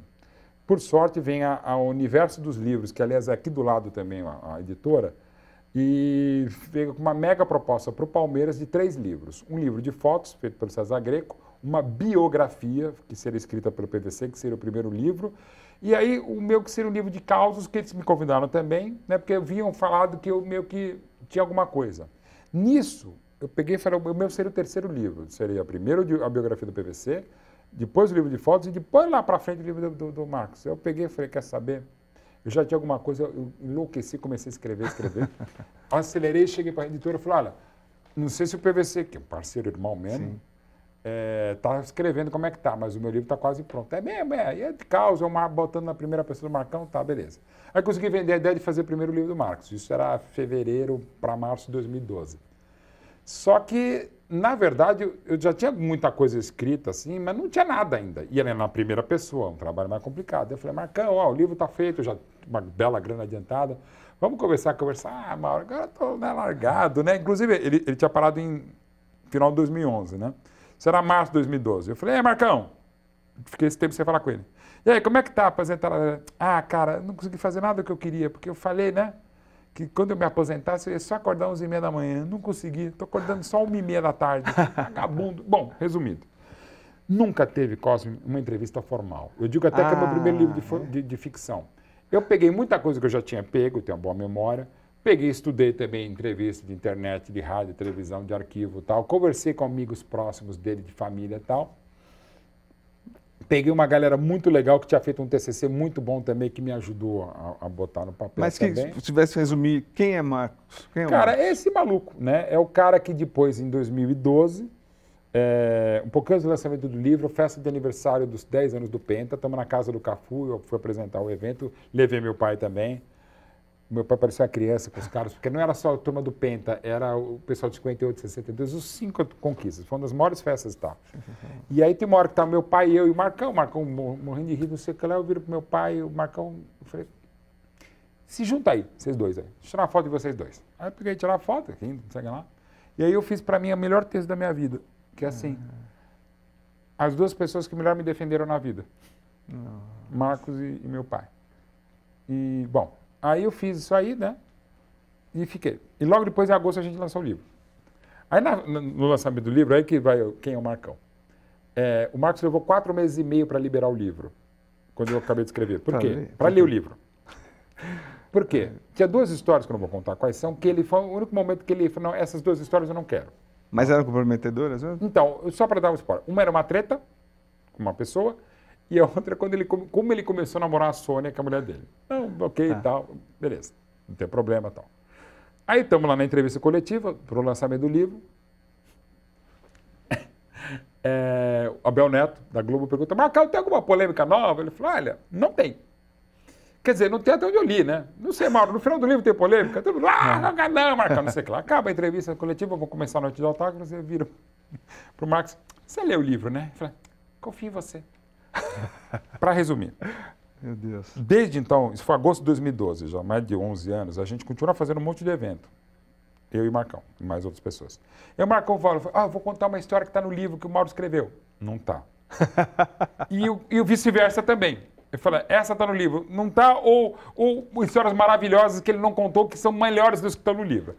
E o cara levou 4 meses e meio. Aí, na noite de autógrafos, foi no Shopping Eldorado, na Livraria Saraiva, foram mais de 9.000 pessoas, das 6h15 às 10:03. O meu pai foi o último evento que ele saiu de casa antes de ficar doente. Ele não conseguiu entrar na loja. Tem uma hora que às meia-noite caiu o vidro, o pessoal tentando entrar e sair, quebrou as portas de vidro da loja. Na hora que quebrou, e aí que explica bem o que é Marcão, aquele puta barulho, Marcão, olha, caralho, quebrou, pode vir, eu vou embora, não aguento mais. Eu falei, boa ideia, Marcão, agora quebra o vidro, você sabe, a gente acabou, as pessoas estão desde as 8 da manhã. E Cosme, as pessoas chegavam para pegar o autógrafo no meio dele e falaram, parabéns, o livro está muito bom. Eu falei, gostou? Já li. Eu em 10 horas de fila, li o livro que ele ficou 4 meses e meio, para não ler, inclusive, né? Enfim, esse é o Marcão. Né? Então, assim, eu ligo um livro de ficção. Inclusive, às vezes tem umas frases, até que eu fui, você sabe, goleiro, sim. E tem umas pensatas de goleiro que eu botava, né? Falei bonito aí, né? Aí eu botava. Então, assim, mas ao mesmo tempo, por exemplo, que é meu ortopedista, da minha mulher, da minha mãe, o doutor Rubens Sampaio, sim, maravilhoso. Rubão. O Rubão me liga e fala, pô, Marão, eu senti o Marcos contando essas histórias, a maioria eu sabia, como se tivesse ele contando. Parabéns, cara. Para mim é o maior elogio que eu recebo até de um craque como o doutor Rubens Sampaio, porque, assim, não teve uma entrevista formal. Mas então, como pessoa... Então, como é que você mas classificaria o Marcos como o quê? O quadro que tem quando você chega na minha casa, tem uma academia de ginástica, tem lá uns 2 aparelhos de ginástica e tal, e está lá um quadro assim, nesta casa não se fala mal de São Marcos, do Filipão, e aí minha filha botou, a meu pedido, um post-it, e do Abel. Nesta casa, porque eu falo, eu critico, até o Filipão está meio assim comigo. Sim. O Marcão é muito legal, para essas coisas de política a gente pensa completamente diferente. Sim. O Marcão até um dia pegou, deu umas... mais zoada ainda, eu fui defendê-lo como pessoa, não pela ideia política. Ele falou, mas não, descansa, defender. Você sabe que eu sou indefensável. Eu pegava as bolinhas indefensáveis, mas eu sou indefensável. Deixa eu pensar. Ele é maravilhoso, cara. Eu discordo de um monte de coisa que ele fala, mas é o Marcão, cara. Assim, ele é esse cara, é um bicho do mato. Aconteceu uma história que uma vez me ligaram de uma grande empresa para fazer um evento na festa do Peão de Boadeiro. Aí eu falei, Marcão, e ele não estava atendendo o telefone. Eu falei, Marcão, atende. Vai te ganhar. Era uma grana absurda para ele ficar das 9 da noite às 2 da manhã de um sábado num evento que ele já estaria. Ele falou, não vou. Por quê? Porque se eu quiser, me der na telha 10 minutos, eu estou de saco cheio, eu vou embora. Não vou ter que ficar... E ele é esse mesmo. Tanto é que o lançamento do livro, a gente ia fazer outro, só fez esse. E a época, isso aqui eu posso falar mesmo, foi o maior lançamento de livros do Brasil.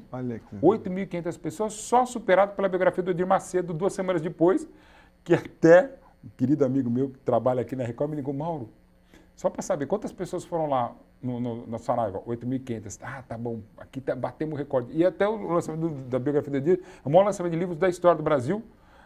Durante 2 semanas a gente ficou com esse recorde, né? Que era o Marcão. Sim, e é um cara, e eu vou te dizer, na hora de dar autógrafo, eu perguntava o nome e o time, né? Uhum. Assim, de cada 10, eram 8 palmeirenses, mas um era Santos, era Flamengo, Inter. Ou assim, tinha uma senhora que falou, eu não gosto de futebol, mas eu gosto do Marcão. É esse cara. É o carisma. É um carisma, até com as coisas que eu discordo sobre política, enfim, ele, e até vários amigos palmeirenses, uns muito mais de esquerda do que eu, uns bem mais radicais do que eu, pô, não gosto mais... Cara, eu, sinceramente, eu não costumo, tanto é que eu tenho vários amigos e várias tretas. Eu tive com o Felipe Melo muitas tretas, mas até no final, a última vez que a gente conversou pelo direct do Instagram, eu sou bloqueado, por exemplo, por ele no Twitter, ou no X, sei lá. Mas no Instagram não. Mas tivemos tretas públicas e tal. Ele falou, bom, a gente só tem uma coisa em comum, mas é a mais legal, que é o Palmeiras. Eu falei, pô, Felipe, tá show, é aqui basta. E eu sou um cara que também tem essa coisa de não ter muitas tretas, sim, ou as resolvo, porque realmente, pô, eu converso com muita gente, cara. Gente que eu, eventualmente, não é o caso do Felipe, mas assim, pessoas que eu não gosto, pessoas que até... Você gosta de tudo resolvido, né? Eu gosto de resolvido ou tento, dentro do possível, com gente criminosa. Assim, por exemplo, uma das biografias do Nazi e do Ira, que é maravilhosa, que aliás eu escrevi ao mesmo tempo que eu escrevi a do Marcos, foi muito interessante, que eram 2 processos muito intensos, 2 livros muito intensos. O do Ira já tinha sido escrito por um cara brilhante, com o Alexandre Petilo, e eu fiz mais em cima do Nazi. Era uma atualização do livro, tinha parado em 2006 e a gente estava em 2012.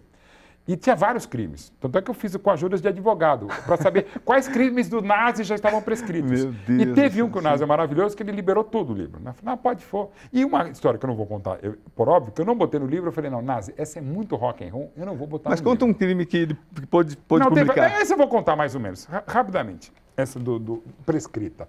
E ele liberou. Basicamente, era um momento em que o Nazi, um pouco altercado, foi para cima a história é basicamente de um cara que, ao mesmo tempo, era meio-irmão da namorada do Nazi e padrasto dela. Como é que é isso? Meu Deus. Eu vou deixar... Tá. Depois vocês... Eu lembro, quando ele me conta na entrevista na casa dele, eu tive que fazer Eu falei, não, Nazi, me pega um papel aí. Eu fiz uma árvore genealógica para entender o relacionamento. Mas, basicamente, essa história era dele... O Nazi teve um problema de certa falsidade ideológica, mas enfim, para resumir a história, era um caso, eu falei, não, Nazi, você já está muito rock and roll, está muito punk, eu não vou botar essa história. Bom, passa o tempo, não botei no livro. O livro lançado, ele me liga um dia e falou, Mauro, tudo bem, só para dizer, lembra o advogado dessa história, que foi o cara que fez a história ainda ficar pior do que já era? Eu falei, então, pois é, acabou de ser preso porque ele era o líder da máfia búlgara no Brasil. Eu falei, cara, não sabia nem que tinha máfia búlgara no Brasil. Parece filme sério da Netflix, cara. Então, assim, é maravilhoso, assim. É uma coisa que eu gosto, até por isso que já são 23 livros, não só biografias e autobiografias, mas eu estou escrevendo outros 10 de figuras, assim, e espero escrever 10 ao mesmo tempo. Alguns estão demorando, é culpa minha, mas é porque tem muito trabalho, e alguns com calma, porque o mercado não está no melhor momento. Mas assim, porque aí eu negocio, para não dizer que eu brigo, discuto com a editora. O livro é do biografado, seja autobiografia em primeira pessoa ou em terceira pessoa, seja um ghostwriter ou não. É ele que define. O próprio livro do Marcos, a editora, queria que essas histórias mais polêmicas entrassem. Eu falei, não, Marcos não quer, e acabou. Perfeito, não, então, desde o começo, o livro é da pessoa. Agora, então, aproveitando, você tem 4 minutos para definir quem é Neymar, quem é o pai do Neymar, o que ele fez de bom, o que ele poderia ter feito. Você falou uma definição sobre como se comportar, tal. Então é isso. O que o Neymar deixou de ser e foi, e quem é Neymar para a gente, para o futebol brasileiro? Numa situação, digamos, um pouco mais delicada por eu ser um autobiógrafo dele e do pai dele, e ter uma relação que até já foi melhor, mas que não, em nenhum momento da minha parte, acho que foi melhor deles em relação a mim, não do que minha em relação a eles. Eu sempre fui muito fã do Neymar Júnior, Converso com o pai Essa dele. aproximação, como é que aconteceu, Mauro? Ela aconteceu basicamente também com o universo dos livros. Eu tinha escrito o livro do Neymar, do Marcos, né? E para a minha editora. A minha editora bancou o livro. É um livro muito legal porque é conversa de pai para filho. É um livro que tem até tradução em 21 línguas. Perfeito. Né? E foi para ser lançado no Dia dos Pais de agosto de 2013, quando ele estava indo para o Barcelona e tinha acabado de ganhar como protagonista a Copa das Confederações. O livro foi escrito em 3 semanas durante a Copa das Confederações por mim e pelo Ivan Moré. O livro, a princípio, era do Ivan Moré, mas o Ivan Moré, por uma série de questões, não conseguiria entregar a tempo, até por excesso de trabalho, e a editora me chamou para primeiro fazer o prefácio do livro. E ficou um prefácio bom. E aí o pai do Neymar já gostava, o Neymar também falou, pô... Aí eu falei, o livro está com problemas, a editora já tinha trabalhado comigo, a Márcia Batista, falou, Mauro, estamos com um problema aqui, a gente precisa dar um gás, precisa dar um jeito, o livro talvez não saia. E o seu Neymar e o Neymar gostaram muito do prefácio. Você toparia de tocar o barco junto com o Ivan? Eu falei, claro, me dou muito bem com o Ivan e tal. Pô, manda aí que eu faço. Mas durante a Copa das Confederações, eu também, cobrindo pela Band a Copa das Confederações, eu dormi. Essa foi realmente uma loucura para entregar o livro. Consegui entregar e sem poder entrevistar formalmente o Neymar. Eu peguei muita coisa que eu sabia, muita coisa que eu estudei, eu juntei com o queridíssimo Rogério Micheletti para me ajudar também na produção. E tem mais uma pessoa, são tantas parcerias que eu já esqueci também quem mais me ajudou. Mas enfim, me ajudou também a escrever o livro, a pegar alguns dados. Mas estamos em 3 semanas. Não, só um pouquinho, mas estamos em 2013. 13. Então, são 10 anos. O que o foi? Neymar Júnior acabou não virando tudo que virou. Por quê? Lesões também. Uma escolha que eu era completamente contrário, ele ia para o Paris Saint-Germain em 17. Eu falei, vai para o Barcelona. Até porque em 2006 o Neymar poderia ter ido para o Real Madrid, com 12 anos. Ele não quis, ele quer ir para o Barcelona. E ainda teve proposta do Chelsea em 2009. Outra vez, o Real Madrid chegou em 12 e 13 e ele quis ir para o Barcelona. Aí ele estava certo para fazer o maior tridente que eu vi na vida, ele, o Suárez e o Messi.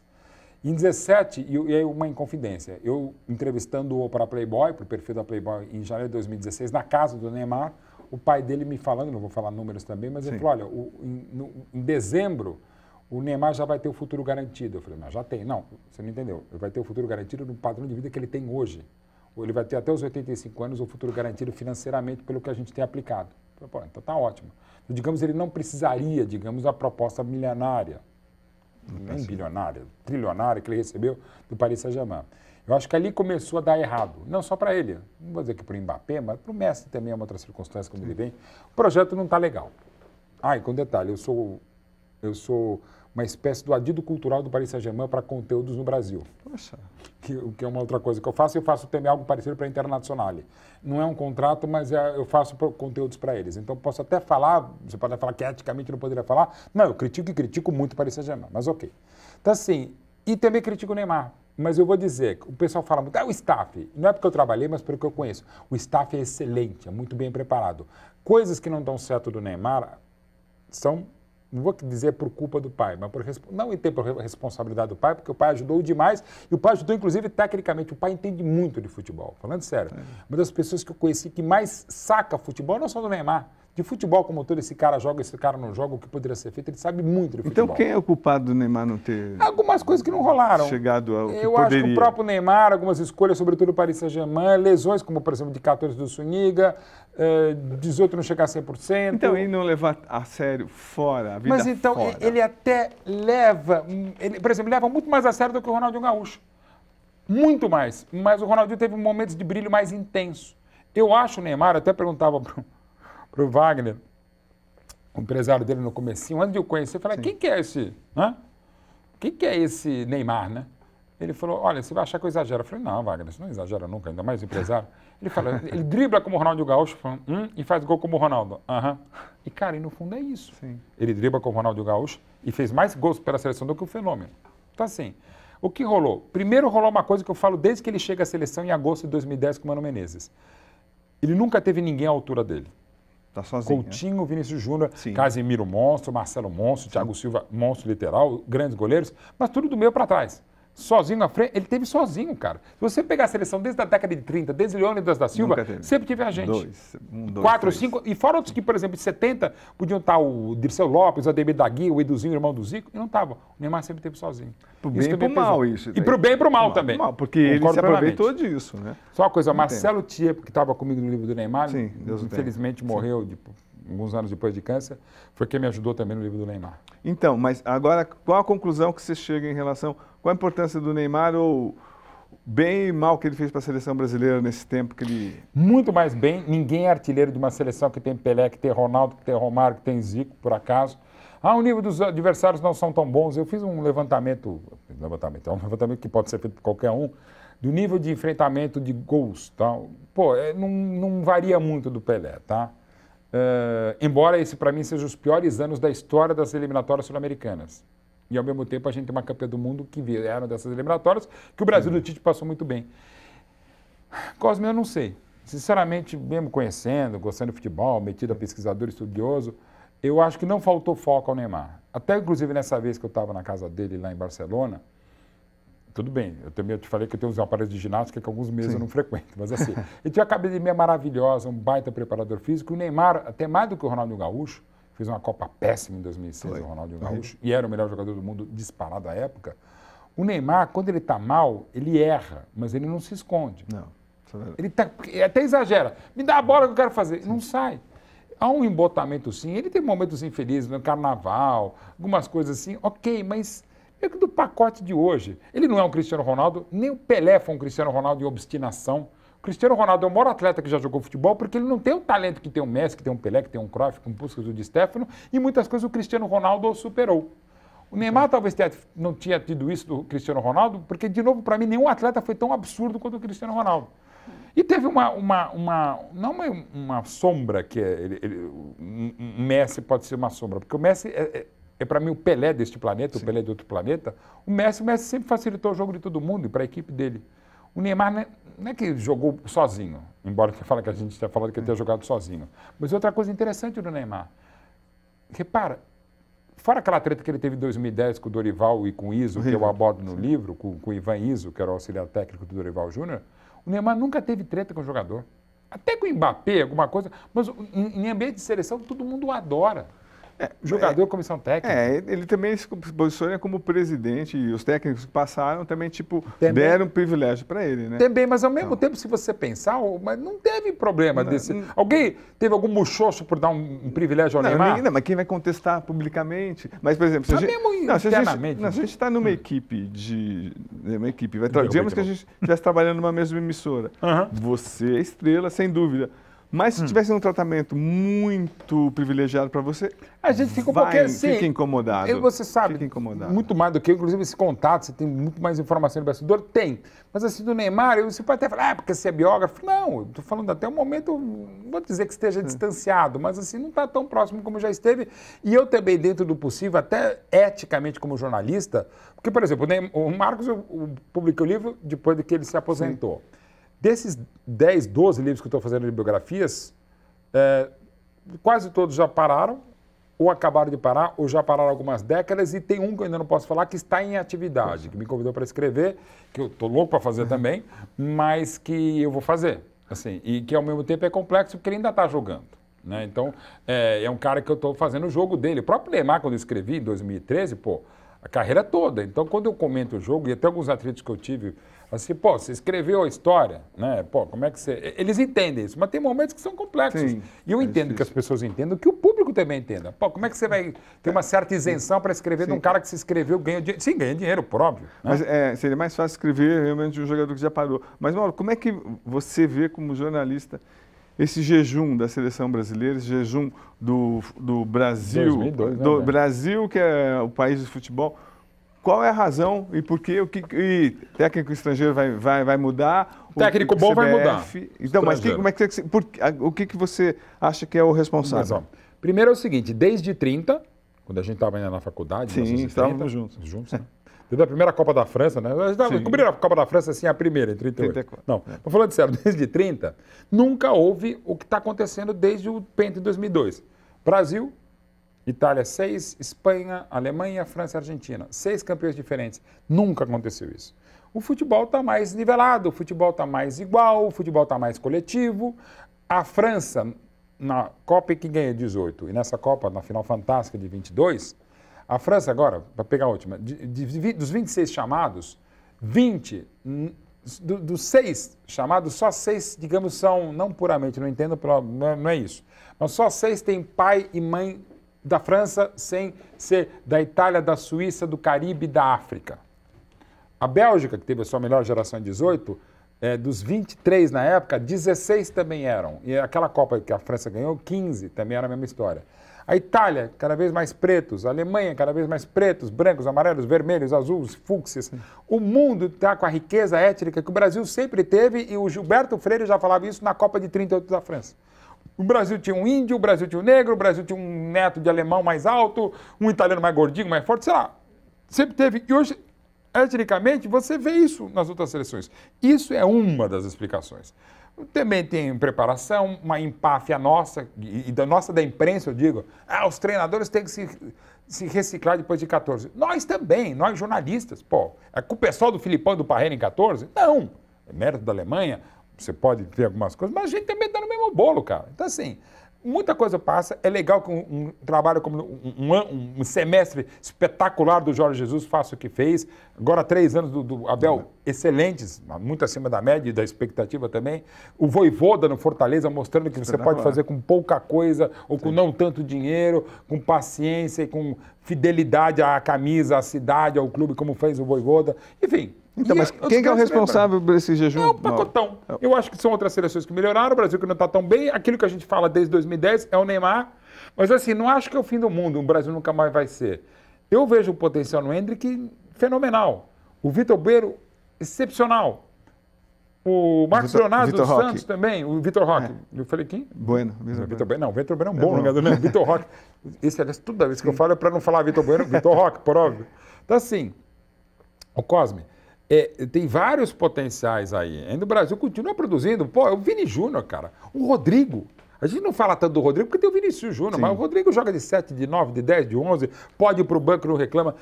Ainda temos ótimos zagueiros, mas por grandes que um time desse... Por que não rola? Então, empata com a Venezuela, por exemplo, em casa. Estranho. Mas ao mesmo tempo, contra a Croácia... Você também é super fã do Diniz? Não, eu acho também uma coisa que também aí, muito dessa nossa dicotomia na política e outros campos de atividade para ficar no nosso campinho de futebol, Cosme. O Diniz, ou ele é, para mim, absurdamente insensado, ou é abjetamente incinerado. Está aqui no campeonato Copa ACS, porque já jogamos muito. Vai. O time da Record contra o time da Rádio Bandeirantes. O time da Record sai com o goleiro, dinizismo. É isso. Troca 3 bolas, dinizismo.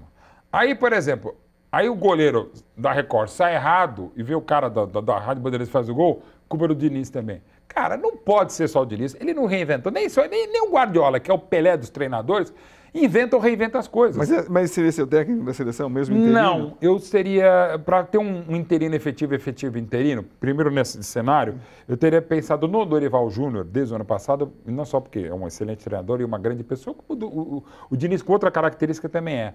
Porque eu acho que se é para passar o bastão para Ancelotti, o Dorival me parece mais experiente e tem um pouco mais a ver com as ideias de jogo com o Ancelotti. Que, aliás, é outro grande treinador também, porque ele se adapta às condições. O Diniz ainda não. E o Dorival consegue fazer equipes, para mim, um pouco mais consistentes para um torneio tipo Copa do Mundo, tipo mata-mata, né? Embora o Diniz tenha chegado brilhantemente, merecidamente, a uma final de Libertadores da América. Bom, eu não sei, eu sou um defensor, acho que algumas pessoas também, para mim, eu colocaria o Abel Ferreira de olhos fechados. E eu vou deixar muito claro, e aí é legal, eu sou dessa tese há muito tempo, não só por estar há 33 anos, e estou no jornalismo esportivo há 33 anos por ser palmeirense há 57, é o Palmeiras que me faz gostar de futebol, que me faz gostar de jornalismo e que me leva a essa condição há 33 anos. Primeiro, para deixar muito claro, eu não quero o Abel na seleção porque eu quero que ele continue no Palmeiras. Ponto.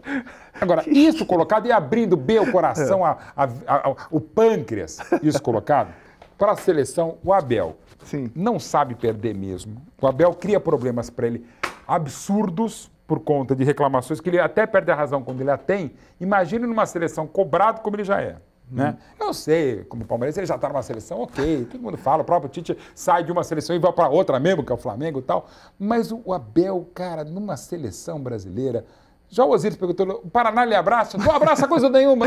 Já ia ser uma porradaria. Então, assim, deixa o Abel lá. Mas eu entendo plenamente. Estou tá? sentindo seu interesse. É o lado Abel. clubista palmeirense. Mas tem uma coisa que eu falo para Abel, eu falo para o Tite, eu acho que foi um ótimo trabalho na seleção, e falo para todo mundo. Guardiola.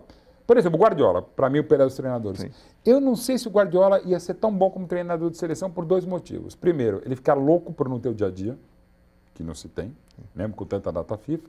E outra coisa, eu discordo, não discordo, mas eu discuto a capacidade de selecionador do Guardiola. Algumas escolhas de elenco, que são diferentes. Você, como treinador de seleção, você é tipo um manager, como você faz um eFootball que eu comento, ou um FIFA, um jogo que for, você escolhe, você briga de futebol e botão. Você pega os melhores e tal.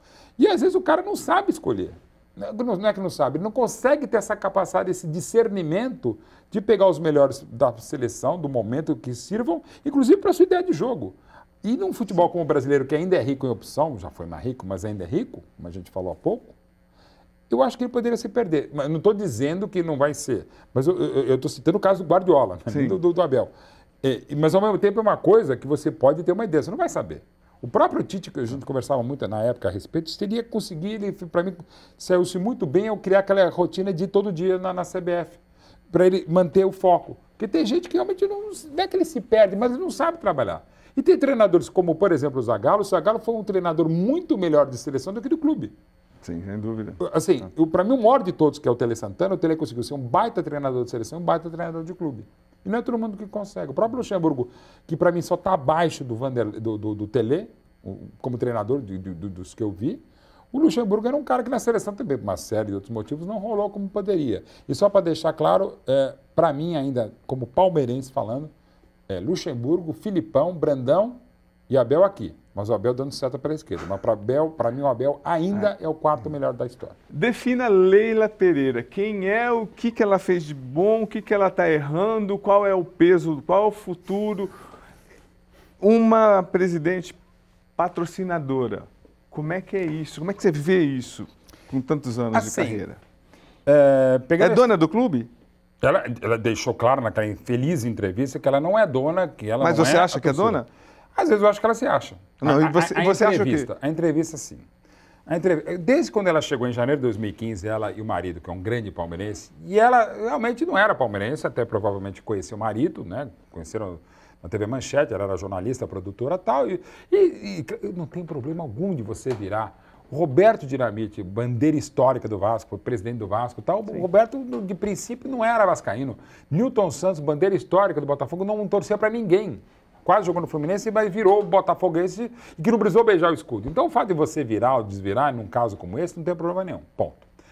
Ela chega em janeiro de 2015, faz um trabalho maravilhoso, tem feito o Palmeiras. Os números que ela trouxe na entrevista lá, quando ela deu alguns dias atrás, ela falou em 1 bilhão e 200 mil reais, sim. 200 milhões. 200 milhões, né? 1 bilhão e 200 milhões, evidentemente é muita coisa. O avião eu acho um absurdo pegar no pé dela, porque ela trouxe um benefício ao Palmeiras. Mas não teve com a conversa, não teve, digamos, um bid. Cara, ela trouxe um avião da empresa dela, que eu ganhei dinheiro com o Palmeiras, sim, que é uma briga que eu tenho da época da Parmalat, as Via Lácteas montadas pela Parmalat, a maior cogestão técnica e administrativa da história do futebol sul-americano. O quanto a Parmalat ganhou? E quanto ela fez o Palmeiras, que havia 16 anos não ganhava nada, ganhar, né? A Crefisa também. Ela pegou um clube que estava sendo estruturado por um crefiso, para usar o Toninho, que era o Paulo Nobre, um apaixonado palmeirense, com dinheiro também bastante, que do bolso botou mais de 150 milhões de reais para estruturar um clube que estava realmente próximo da falência e reestruturar técnica, esportivamente, administrativamente, que depois veio o Gagliotti e veio a Leila. É um conflito de interesses? Inegavelmente é, mas é horrível? Não. O seu Damião Garcia tentou, um patrocínio que foi muito importante da Calunga, sim, por mais de anos no Corinthians, tentou ser presidente. Não conseguiu, uma série de manobras também. A Unimed do Celso Garcia, a mesma coisa. É um ideal? Não. Mas não muda. Agora tem alguém que compra, tipo o John Textor, compra um Botafogo. Desde que faça um trabalho muito bom, como parece estar fazendo, pelo menos dentro de campo, a partir de maio e até então, se queria fora Luiz Castro, se queria fora John Textor, ok. Né? A própria Parmalat, que foi um negócio maravilhoso, e eu sempre fui um grande defensor dela, a torcida gritava, a uniformizada gritava, é um Parmalat ilusão. Então, mas qual é o parâmetro da Leila? Até onde ela pode ir, o que ela Bom, até onde ela pode se enxergar? Não sei se ela vai querer ir para a CBF, mas se bobear, vai. Então, a mosquinha verde, não azul, a picou, desde que ela chegou. É. Ela começou a ser reconhecida, começou e não tem problema algum em fazer blog. Aliás, tem muito preconceito contra a condição feminina também. Sim, mulher. A mulher vascaína. Eu mesmo brinco às vezes, eu falo, eu amo o Palmeiras, desde que o Roberto Dinamite, desde que o Ademir da Guia jogou. Eu brinco de uma boa de sacanagem, mas ok. A Leila tem um relacionamento, eu diria, republicano com ela. Conheço o que ela faz, conheço o que o marido faz, e faz muito bem. Temos vários amigos em comum, temos vários inimigos. Eu não. O que você aconselharia para a Leila? Primeiro, não, se possível, voltar atrás da entrevista. Aquela entrevista tem pontos muito importantes. Qual que mais te incomodou? O que mais me incomodou, que me fez, eu estava até pelo nosso palestra comentando o jogo do futebol feminino. Você escreveu um texto brilhante. Muito obrigado. Que eu escrevi durante a transmissão. Por quê? Falei, cara, não dá para alguém falar. E eu contei algumas histórias da sociedade esportiva. Palestra Itália Palmeiras. O Palmeiras honra o nome Sociedade Esportiva, porque o Palmeiras é realmente o clube na história do Brasil que mais se aproveitou de parceiros sócios de uma sociedade esportiva. Da fundação, da compra do Parque Antártica para as indústrias Matarazzo, dos sócios que ergueram o estádio em Palestra Itália em 33 e o Jardim Suspense em 64, da Parmalat quando entra em 92, a Traffic que até ajudou a dar o título Paulista em 2008, a WTOR que construiu um estádio em 2010, o Allianz que dá nome a esse estádio desde 2013 e a Crefisa que banca muitas das contas em 2015. Né? As contas então quer dizer que não é uma empresa só? A Crefisa e a FAM, ou seja, e são várias sociedades esportivas. E não pode ter dono, a não ser que vire SAF e aí você queira comprar, ok, e mesmo assim eu discuto. Não demonizo as SAFs, mas é melhor SAFs a safados. Eu não estou dizendo que... Mas qual o conselho que você dá para a Leila? Primeiro, presidente. Pode falar para ela. Eu vou falar, presidente. Eu não tenho a menor pretensão. Até o pessoal fala, pô, Mário, por que você não é conselheiro? Porque eu não sou sócio. Eu e meu pai nunca quisemos ser sócios. Né? Inclusive, quando ela virou sócia em 96, né? É o que se sabe. Há controvérsias. Mas... Muitas controvérsias. Sim. E isso já deixa muito claro. Também é por isso que a gente tem um certo distanciamento. Também naquela época se pensou em dar para o meu pai. Para mim, um título, eu falei, não queremos, porque a gente quer continuar sendo o que a gente mais ama ser, palmeirense. Não sócio do Palmeiras. Nada contra os sócios. Meus primos palmeirenses são sócios também, porque moram ali perto. E a gente não mora perto. Mas não é por isso. É porque eu quero exatamente ter uma certa independência para querer torcer pelo time de futebol dos marmanjos.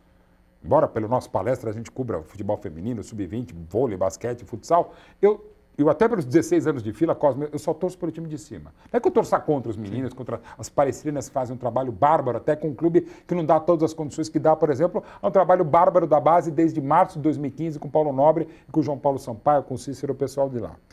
Eu falaria com pretensão de falar, mas com uma condição de palmeirense, nem mais nem menos, apenas palmeirense, que o Palmeiras é de todos mesmo, e não é só um slogan da própria administração. Não tem essa do Palmeiras, se não fosse eu, quando eu deixar, porque isso é papo de ditador. Ela não é ditadora, não é tirana. Porque assim, o que aconteceu com o Juvenal Juvencio no São Paulo, aconteceu com o Mustafa Contursi no Palmeiras, com o Alberto do Alibe no Corinthians, com o Eurico Miranda no Vasco. Eu não posso deixar. E outras tantas ditaduras deploráveis, à direita, à esquerda, para o centro, para baixo, para o inferno, para o céu. Eu não posso, se eu vier a faltar... Ela até coloca assim, quando eu sair da presidência, mas se outro não seguir como eu faço, o Palmeiras voltará à segunda divisão. Não fala isso. Você quer que o seu time, você diz, a Maria acho que até ama, quer vai para a segunda divisão? Você pode, num debate, falar, gente, vamos manter essa austeridade, do jeito que for. E o trabalho dele, se você me perguntar, o Cosme, o trabalho da Leila presidente, eu diria que é ótimo, é só ver os resultados de campo. Fora de campo também. Coisas a ajustar? É óbvio que sim. Mas às vezes o lado personalista dela, e repare só para ir nessa entrevista, que é 1h03 de entrevista. Várias vezes ela fala eu. Não é nem nós. E tem uma hora que tem um ato falho que é normal, que ela fala, não lembro exatamente que momento, ela fala, o Palmeiras, ela fala, o Palmeiras pagou o dinheiro que pagou para, a Crefisa pagou, ela se confunde mesmo, porque ela é Crefisa, ela é fã, ela é a Placar, a empresa aérea, ela é Palmeiras. E está aqui um cara que trabalha em vários lugares também, né? Mas, enfim, mas nesse caso eu não sou dono de nada. E ela fala, eu sou dona, não sou... Cara, não pode ser dona, sabe? Como também não é a torcida organizada. Eu não estou falando só da Mancha, se fosse a Savoia, se fosse a minha mãe é presidente da TIP, torcida insuportável do Palmeiras, dona Lucila. Cara, você não pode... Aliás, pela Mancha, pelas notas oficiais da Mancha, em setembro de 20, quando o Palmeiras perde um jogo para o São Paulo, ainda com o Luxemburgo, no Allianz Parque, se não me engano, a primeira derrota do Palmeiras no Allianz Parque, a Mancha pede a saída do Veiga, do Rony, do Scarpa, do Zé Rafael E do Mike, do Luan. Imagine se o Palmeiras seguisse o que pediu a Mancha em setembro de 20. Veiga, Scarpa, o maior artilheiro da história do Palmeiras de Libertadores, que é o Rony, e o Zé Rafael, e mais Luan, mais o Mike e tal. Ou seja, os caras que depois seriam bicampeões da América, campeões do Brasil, bicampeões paulistas, Supercopa, Recopa, pela Mancha estariam fora. Aí, claro, o pessoal esquece. Né? Então, ou seja, no fundo, as várias partes estão erradas, inclusive a Mancha que ajudou a eleger a Leila. E depois uma série de problemas que vieram a isso. Né? Então, a Leila não pode falar, como ela falou também, esses bandidos que nunca fizeram nada, estão há 40 anos fazendo. Tem morte, tem dor, tem violência. É uma violência você pichar a sede, as 40 lojas da Crefisa, porque você afasta não só a Crefisa, você afasta eventuais patrocinadores. O que a Leila falou é verdade. Tem jogador que não quer vir ao Brasil, não ao Palmeiras. Tem jogador que está no Palmeiras que quer sair do Brasil. Como o William teve que sair, o Cássio, o ídolo máximo do Corinthians, foi ameaçado. Isso, e aí também parte da irresponsabilidade da imprensa, quando a gente xinga, quando a gente grita, essa ditadura da porrada. Não pode, a gente precisa repensar. Mas ela, enquanto presidente, também. Eu acho que ela faz um trabalho melhor do que eu imaginava, tá? Tem muitos senões, muitas discussões, e também quando ela fala que eles não são da oposição, eles são da destruição da minha administração, não. Eles são opositores um pouco mais intensos, o grupo de 27, ou 28, ou 25, sei lá quantos são da oposição à Leila, mas eles querem, e até porque eu conheço alguns, né, porque eu conheço que são amigos e alguns que eu concordo muito com o trabalho desses da oposição, como também concordo com muita gente da situação que está junto com a Leila, inclusive alguns dos vice-presidentes dela, para não dizer todos os vice-presidentes da chapa da Leila, que assim, eles não estão destruindo o Palmeiras, eles estão apenas pensando diferente. Pô. E tem o direito. E tem o direito, e ela fala, não, eu não sou vingativa, mas eu não sou palhaça, aí você corta eventuais benesses para esses conselheiros. Não é por aí, presidente, não é por aí. Agora, então, Mauro, chegamos à última pergunta. Olha lá, hein? Porque estão me massacrando aqui, tá na hora, porque para mim, eu ficava com você... Não, eu falo para cacete. E sim, ó... E você pergunta... Então, a pergunta dividida em duas partes. Como é que é ver seu filho dando continuidade ao que o seu avô, ao que o seu pai, a que você, mãe, e como é que é isso ver seu filho? E qual a última vez que você chorou pelo Palmeiras? Primeiro Palmeiras. Primeiro Palmeiras. Vamos terminar com seu filho. A vez que eu mais chorei ainda foi torcedor, semifinal de 79, Paulista. 12 do segundo tempo, eu estava com meu pai viajando de carro, a gente ouvindo José Silvério pela Rádio Jovem Pan, Getúlio Cruza e Serginho Chulapa, que talvez seja uma das minhas próximas biografias, de costas pro gol, de nuca, de olho fechado, cabeceia. Sim. A bola vai, o grande Gilmar pula, não consegue. A filha de Gilmar trabalhou até aqui na Record, a bola entra na gaveta, 1-0 São Paulo, o seu Palmeiras gritando, ai, tá chegando a hora pro Palmeiras ser finalista e possivelmente ia perder pros meninos da Vila do Formiga. A bola fica 2 horas e meia, tá chegando, gol de São Paulo. Eu esmurrei o vidro do carro, fiquei esmurrando, eu tinha 12 anos, chorei pra cacete, no dia seguinte não fui à aula no Colégio Dante Alighieri e meu pai, a única vez que ele assinou a marquinha. Por motivos de força maior, palestrite aguda, meu filho não foi à aula hoje. O único dia que eu fugi, meu pai ainda botou que era por isso, viu o diretor do colégio, querido Demo Guidelli, do Dante Alighieri, e falou, Mauro, não pode botar isso aqui, mas eu concordo, eu também quase não vim trabalhar naquele dia. Mas enfim, então foi o dia que eu chorei, a vez que eu mais chorei. A última que eu chorei foi exatamente quando o Palmeiras ganha do Flamengo, na Libertadores, no apito final. Eu estou lá pelo SBT, ao lado do Washington, tá o Theo José narrando, eu estou pelo SBT na final, um jogo que eu achei que o Flamengo ia ser campeão, tal.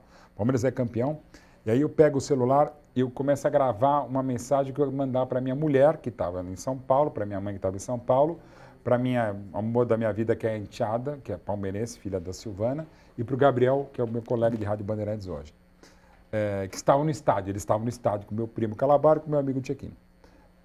Aí eu começo a olhar para eles e começo a já me emocionar no apito final, eu só gravo no apito final.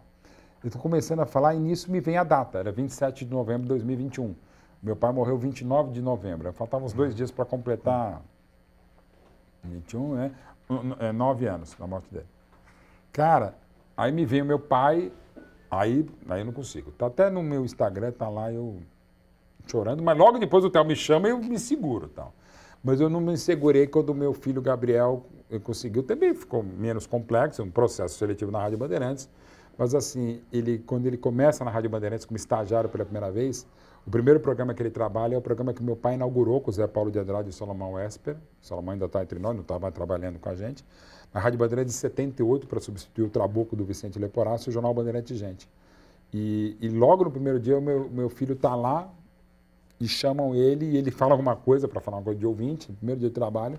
E ele está sentado, sem ele saber ou sem lembrar, provavelmente, na cadeira aí que meu pai sentou. Nossa. A última cadeira que meu pai trabalhou, ele morreu 2 meses depois quando ele fez, a última coisa que ele fez na vida, ainda no hospital, ele tentou voltar à Rádio Bandeirantes, ele entrou ao vivo, ele teve que sair porque a voz dele começou a definhar, ele fez um comentário de 45 segundos, ele parou, porque a voz não estava saindo por conta da doença, e ele teria o AVC um mês e meio depois.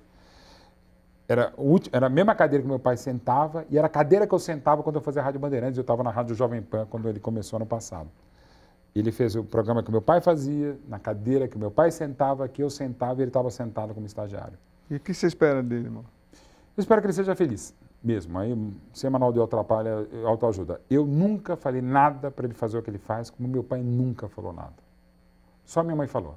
Minha mãe, quando viu que não tinha jeito, eu fiz até direito na USP, né? Ela só falou uma coisa, você vai ser jornalista, só me faz uma coisa. Elas falam assim mesmo, chorando, italiana, né?